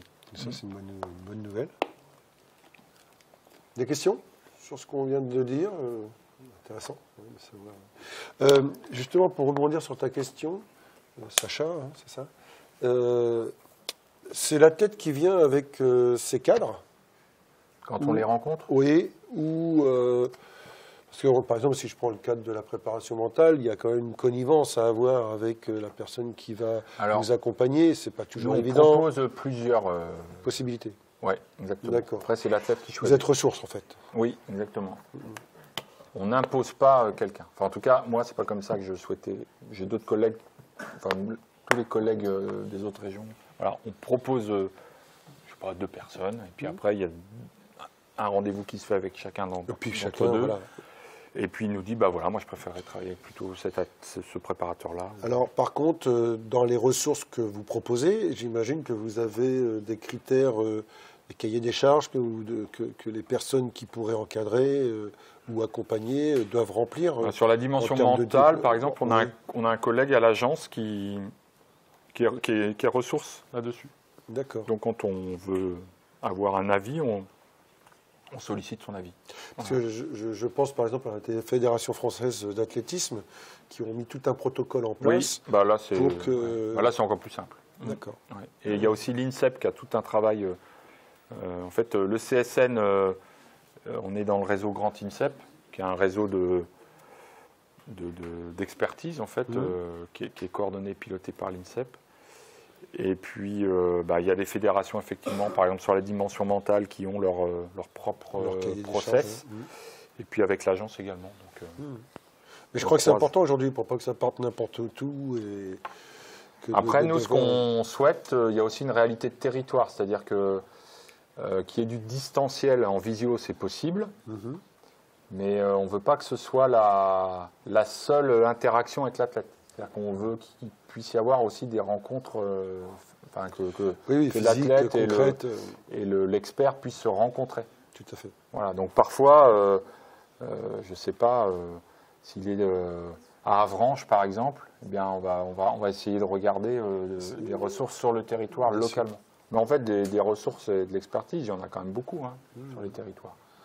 Après, souvent on la méconnaît, mais elle existe. Oui, bien sûr. Merci pour cette précision, c'est intéressant. Alors après, ça, c'est une cartographie de la Normandie plutôt au niveau des structures d'entraînement. Ah oui.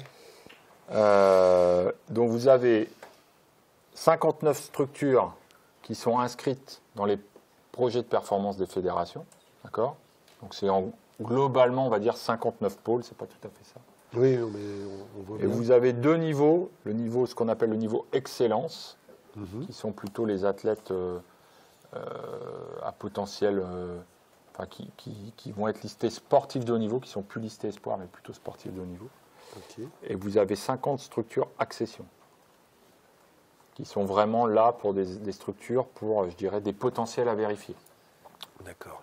Et là, on a la liste. D'accord. Par activité. Alors, à droite, je vais commenter le podium en dernier. À droite, vous avez les disciplines les plus représentées en termes de sportifs listés. Donc, dans les 710. D'accord ? Donc, la structure la plus représentée, c'est le judo. Alors, vous allez me dire, ouais, mais c'est normal, il faut beaucoup de judokas. Ah bon ? Oui, c'est vrai, mais pas que. C'est-à-dire que c'est aussi une discipline où, aujourd'hui, vous avez... c'est un bon exemple, le judo. Vous avez une équipe professionnelle qui participe au championnat professionnel de judo, qui est une équipe régionale, c'est Normandie Judo. C'est composé des meilleurs athlètes normands qui participent à un championnat professionnel qui est en train de se mettre en place. Vous avez dorénavant un pôle France, c'est depuis peu là qui a été positionné à Rouen. Et vous avez deux pôles espoirs, un pôle espoir à Caen et le pôle espoir de Rouen également. D'accord ? Donc en fait, c'est quand même une discipline qui a structuré son activité sur le territoire. Et qui, c'est historique même. Et voilà, et qui est un peu historique. Ils viennent au CSN depuis, et ils ont les résultats depuis des années. Et donc ils ont vraiment structuré leur activité. Alors après, c'est vrai, ça représente beaucoup d'athlètes, mais quand même en Normandie, il y a une vraie force de formation au niveau du judo. Après, vous avez le hand, pareil, avec deux pôles espoirs. Alors, ça comprend, pour les deux, judo et hand, c'est mixte. Enfin, c'est mixte, c'est féminin et masculin. Ouais. D'accord. Hand, c'est Caen et Cherbourg, non ? Cherbourg, le centre de formation. Un pôle espoir qui a un niveau accession, un niveau excellence à Caen pour les garçons. D'accord. Et un pôle espoir féminin qui a son excellence et son accession au Havre, et avec un cycle d'accession à Caen également. D'accord. Donc il y a deux pôles, un pôle garçon, un pôle masculin, un pôle féminin. Le relais, c'est Colombelle ? Non ? Non, pas du tout. Il n'y a plus de centre de formation de club pro en féminin pour l'instant. Voilà. Ah, donc le relais, ça peut être Colombelle, ça peut être Le Havre, ça peut être Octeville, Rouen. Enfin, c'est les structures qui tournent bien. Donc le judo, le hand, le basket, l'équitation, j'en parlais tout à l'heure. Donc là, qui sont plutôt sur des organisations individuelles. Il n'y a pas d'organisation, ils ne sont pas regroupés sur une seule et même structure. Là où le judo, le hand, le basket, ils sont regroupés dans des structures type pôle. D'accord ? Athlétisme, avec un pôle à Rouen et un pôle à Caen. Voilà. Qui est une discipline qui, en Normandie, a beaucoup d'athlètes repérés et tagués par l'agence. D'accord. Ah, c'est une discipline qui va bien. Bon, bah, tant mieux. Le Des foot, bons athlètes. hockey sur glace. Donc là, on a une particularité en Normandie avec deux clubs, Avec le club de Caen Rouen. et le club de Rouen. Ouais, mais ça a toujours été. Canoë-kayak également. Même si Caen a eu quelques désillusions au niveau des Oui, résultats bon. Dernièrement, malgré un très bon début de championnat. Voile et cyclisme. Donc vous voyez, ça c'est notre, je dirais, c'est notre, pour la MRP, c'est un peu notre réservoir, c'est sont les disciplines avec lesquelles on est amené à travailler le plus. Ah, ouais, intéressant. Après, bien évidemment, il y a aussi parfois quelques athlètes sur des disciplines. Alors, tiens, je pense par exemple à l'Ovalie Canès qui s'est rapproché de Rouen, oui. de Rouen pour, Avec les Valkyries. Voilà, pour devenir Valkyrie. On vous sollicite quand ce genre d'initiative se met en place, parce que quand même, quand Rouen faire une seule équipe, c'est pas évident en termes de logistique. Alors on travaille avec eux plutôt sur la dimension. C'était un succès oui, ce rapprochement. ouais, ça marche bien. Ouais. Plutôt sur la dimension aménagement scolaire, organisation d'études. Ouais. Voilà. Ouais, donc là plutôt socio-économique. Oui. Ouais. D'accord. Pour l'instant, parce que c'est pareil, nous on n'existe pas depuis très longtemps.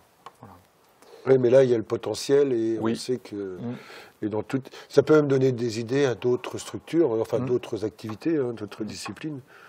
Bah, dans le hockey, il y a aussi des collaborations entre les deux clubs. Ouais. Donc ça, à droite, sont les disciplines les plus représentées sur la base des 710 sportifs listés. En haut à gauche, ce sont les structures d'appui, entre guillemets, pour que ces athlètes, ces 710, puissent s'entraîner. Et puis après, on a le podium. Et après, alors c'est peut-être pas mis dans le bon ordre, je verrai avec Louane justement. Et après, ce sont les disciplines sportives avec le plus de sportifs, ce que je vous disais tout à l'heure, tagués par l'agence. Donc en 1, c'est l'athlétisme, ce que je vous disais tout de suite. Ouais. C'est-à-dire que c'est une discipline très représentée en Normandie. En 2, l'équitation. Et en 3, le cyclisme. Voilà. Très bien. Ben, c'est très très enrichissant tout ça. Ça permet de voir un petit peu les choses un peu plus globales et puis surtout les dynamiques qui se passent en Normandie, quoi. Alors, la MRP, alors je vous l'ai un peu dit tout à l'heure, mais nous, nos missions, globalement, c'est de s'impliquer pour former les athlètes à potentiel vers le sport de haut niveau, la haute performance. D'accord. C'est sécuriser leur projet de vie, leur santé, leur bien-être, leurs études, leur vie professionnelle. Et puis, c'est faire rayonner, quoi. Faire en sorte que les sportifs normands, on les accompagne du mieux possible et que, ils aient les meilleurs résultats possibles pour la France et pour la Normandie et pour le territoire qu'ils représentent. Parce que ça commence toujours quelque part. Et parfois, c'est bon de s'en rappeler. Tout à fait.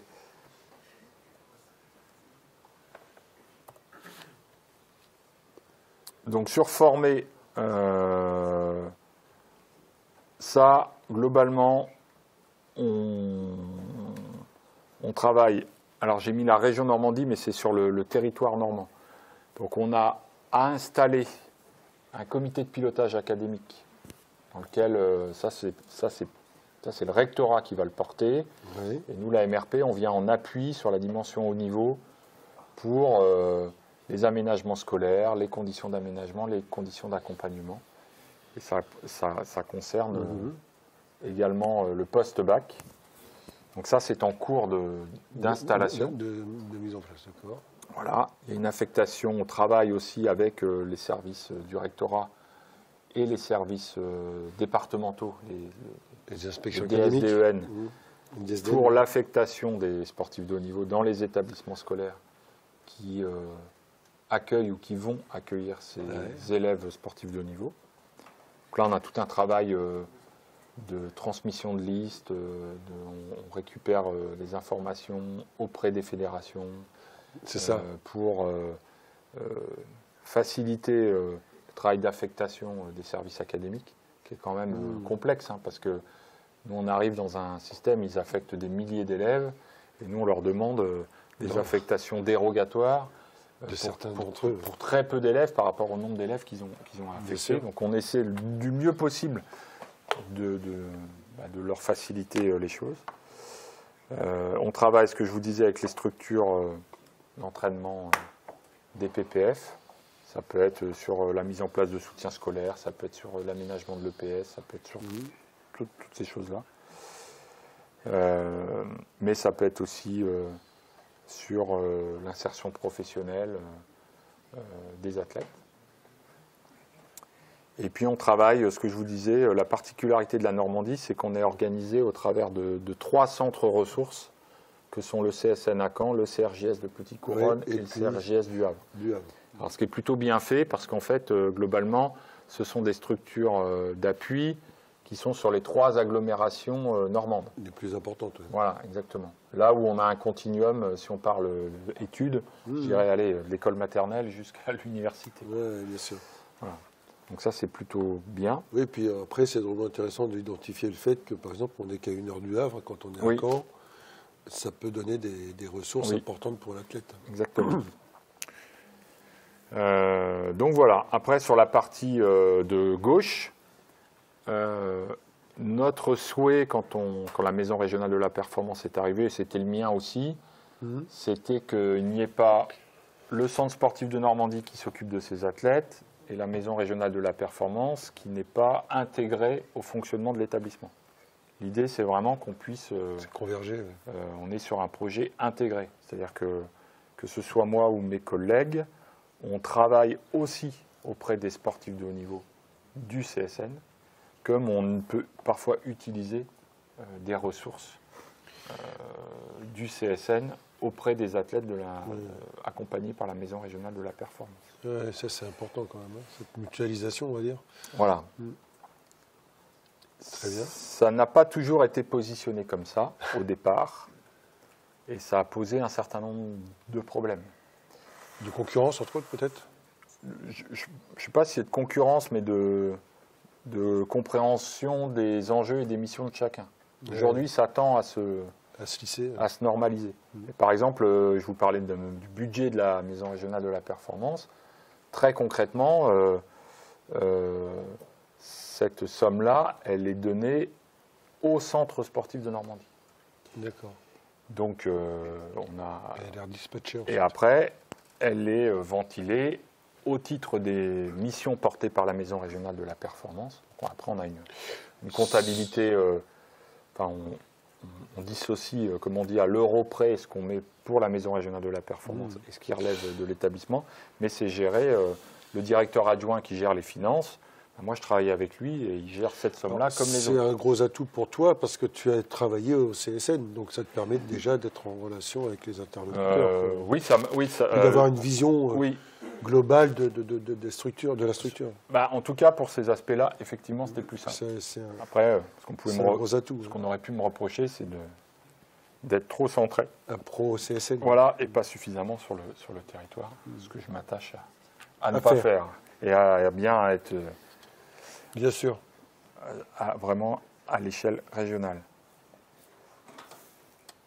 Ça vous va, ça? C'est clair? Alors, quand je parle des aspects budgétaires, administratifs, ça peut vous paraître un peu loin et obscur. Néanmoins, dans vos pratiques professionnelles futures, cette dimension-là, elle est aussi... Elle est au cœur, exactement. Elle fait partie des missions et des métiers que vous aurez à faire. C'est-à-dire que voilà, il faut aussi être en capacité, si vous créez votre entreprise ou si vous travaillez pour une structure, la dimension administrative, les procédures et la dimension budgétaire et financière, elle est incontournable et elle est même parfois stratégique. C'est vraiment important ce que tu dis là, parce que imaginons que vous soyez dans une discipline encore confidentielle et que vous ayez l'envie de structurer votre discipline sur le plan du territoire au niveau régional, à travers des pôles qui n'existeraient pas ou qui seraient en cours. Au moins, vous avez un appui important qui doit vous permettre de vous structurer en conséquence. Ça, je pense que c'est important d'identifier et de savoir que ça existe, quoi. Oui. Puis la question des moyens, elle détermine aussi Est indispensable. ce que vous allez être en capacité de porter et de faire. C'est la raison pour laquelle ta venue est très importante pour nous, pour mieux identifier toutes ces choses-là. Alors ça, c'est un peu notre périmètre aujourd'hui. Alors, je le précise quand même parce que la dernière collègue qui est arrivée, elle est arrivée au 1er septembre 2023, donc c'est très récent. Bien sûr. Donc là, quand je parlais de sécuriser le projet de vie des sportifs, donc sur la scolarité, la formation, actuellement, on travaille avec à l'échelle de la Normandie, 11 lycées et 13 collèges. Ah oui. D'accord. Donc il y en a comme le lycée du Mont-d'Urville-la-Place, ça fait déjà bien le lycée Val-de-Seine à Rouen ou le lycée Porte-Océane au Havre, par exemple, ils ont l'habitude d'accueillir des sportifs. Ils savent de qui on parle. Ils savent mettre en place les aménagements. C'est presque une caractéristique de l'établissement scolaire.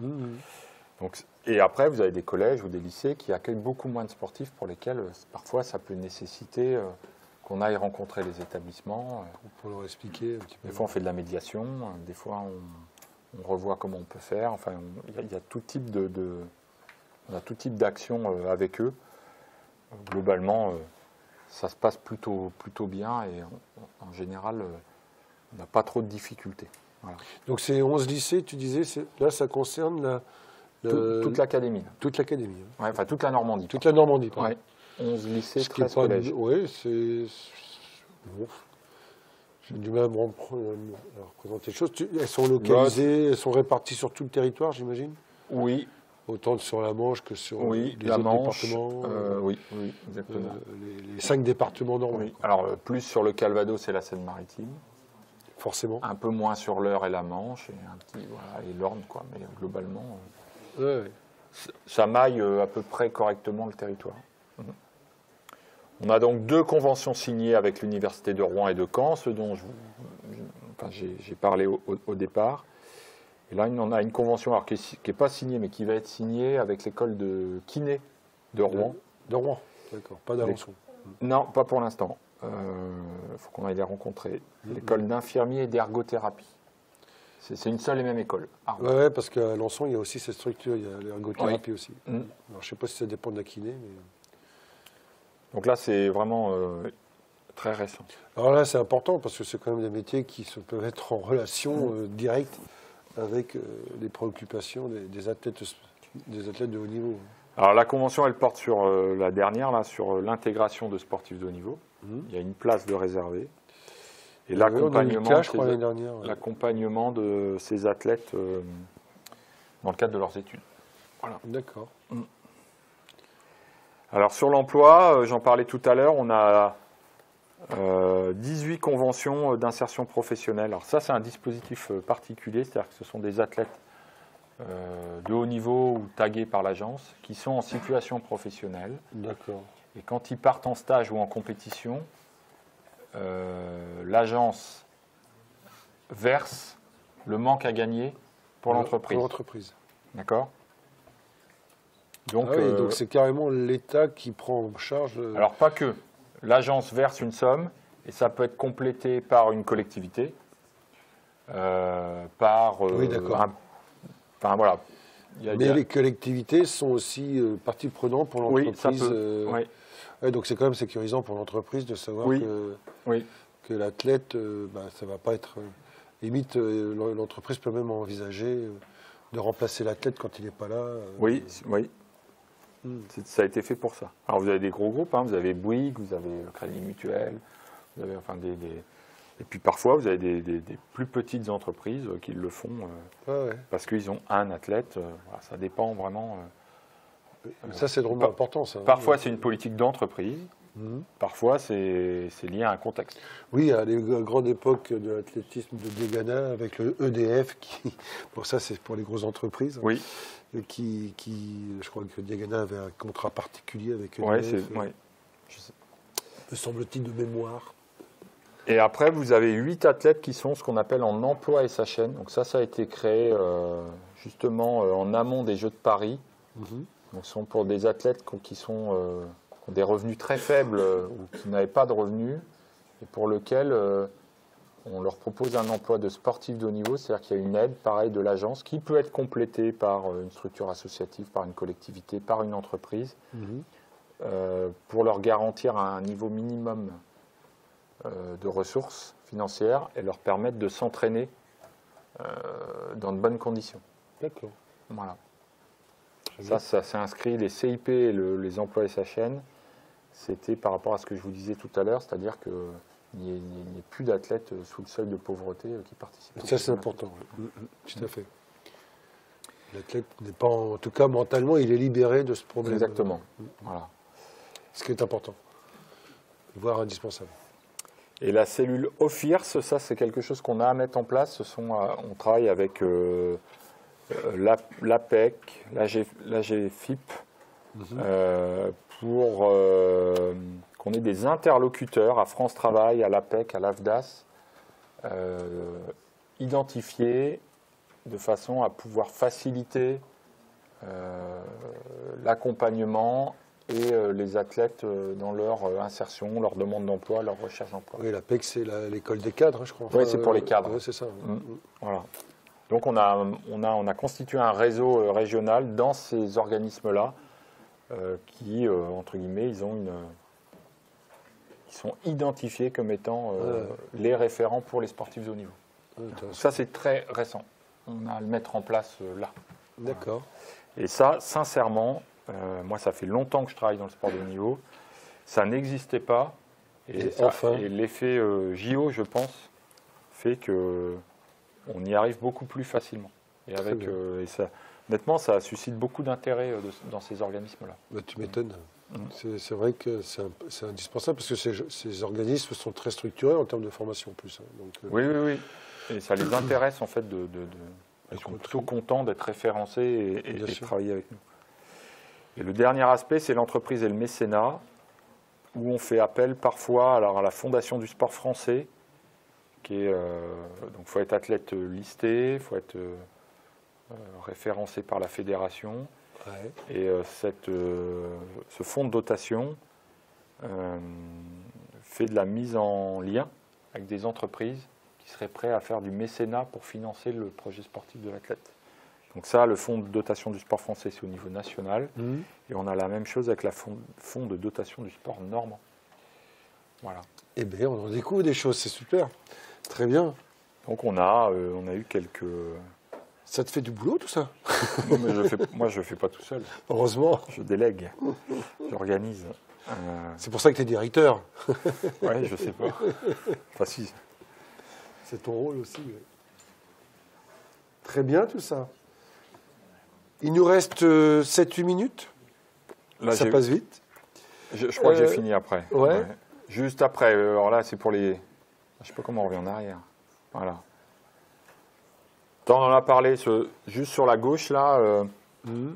Tout à l'heure, tu me posais la question. Donc, les axes sur lesquels on intervient, la préparation physique principalement. Ouais. Donc, il y a toute la dimension emploi-formation. Ça, vous l'avez bien compris. Et après, il y a toute la dimension optimisation de la perf. Plutôt prépa physique, dimension mentale, soins, récup, diététique, beaucoup. Tiens, on en parlait la semaine dernière. L'année dernière, on avait Émilie Lecomte qui venait parler de son parcours et de ses missions.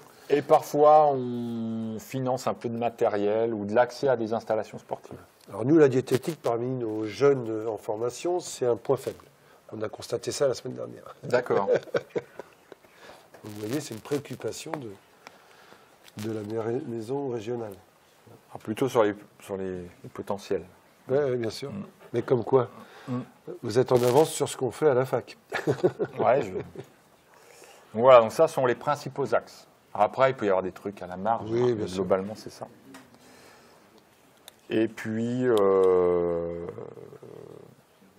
souvent, justement, pour qu'il y ait des contributions un peu collectives, on a des collectivités qui nous demandent de les aider qui nous demandent d'identifier les athlètes de leur territoire qui sont listés et en plus d'être listés, qui sont répertoriés au niveau de l'agence. Ce qui est intéressant parce que très souvent, ça nous permet d'avoir des accompagnements complémentaires avec ces collectivités. D'accord, très bien. Parfait. Voilà. Il nous reste 5 petites minutes. Donc j'en ai terminé.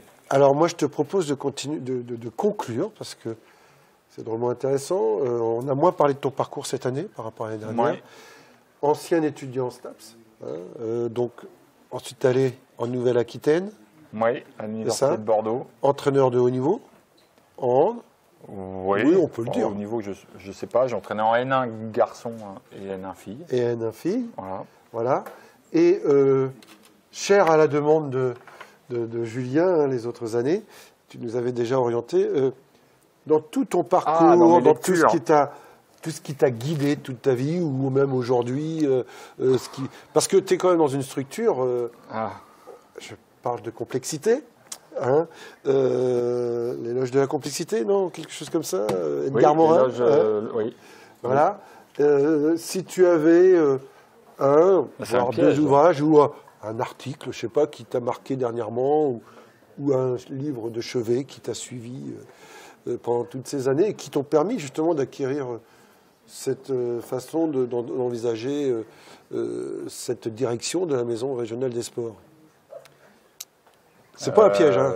Non, moi j'ai 2 lectures. Alors, c'est des lectures universitaires. Ouais, mais c'est important. On est à l'université, donc c'est pas plus mal. Moi j'ai lu beaucoup de c'est de la sociologie des organisations de Crozier et Friedberg. Voilà. Qui, moi, dans mon métier, sont des lectures qui m'ont beaucoup aidé parce que j'ai toujours été dans des métiers. Alors, j'ai pas toujours été dans le haut niveau, mais c'est aussi vrai pour le haut niveau. C'est-à-dire que ce sont des métiers où on ne peut pas travailler tout seul. On travaille avec beaucoup d'acteurs. Et ces lectures-là m'ont aidé à comprendre un peu les jeux d'acteurs et comment on faisait travailler un peu les structures les unes avec les autres. Voilà. Ouais. Bon, Edgar Morin, moi, je trouve l'éloge de la complexité, toute l'approche un peu systémique. Donc ça, je vous invite à le lire. Alors, parfois, c'est pas toujours facile. C'est pas toujours facile à lire, mais des fois, il y a aussi des romans. Voilà. Puis il faut y en venir régulièrement. Voilà, ce seraient mes 2 principales. C'est très universitaire. On va pouvoir conclure. Pas de remarques, pas de questions. Eh bien, Marc, un grand merci à toi. Merci à vous. Que d'être venu conclure ces conférences.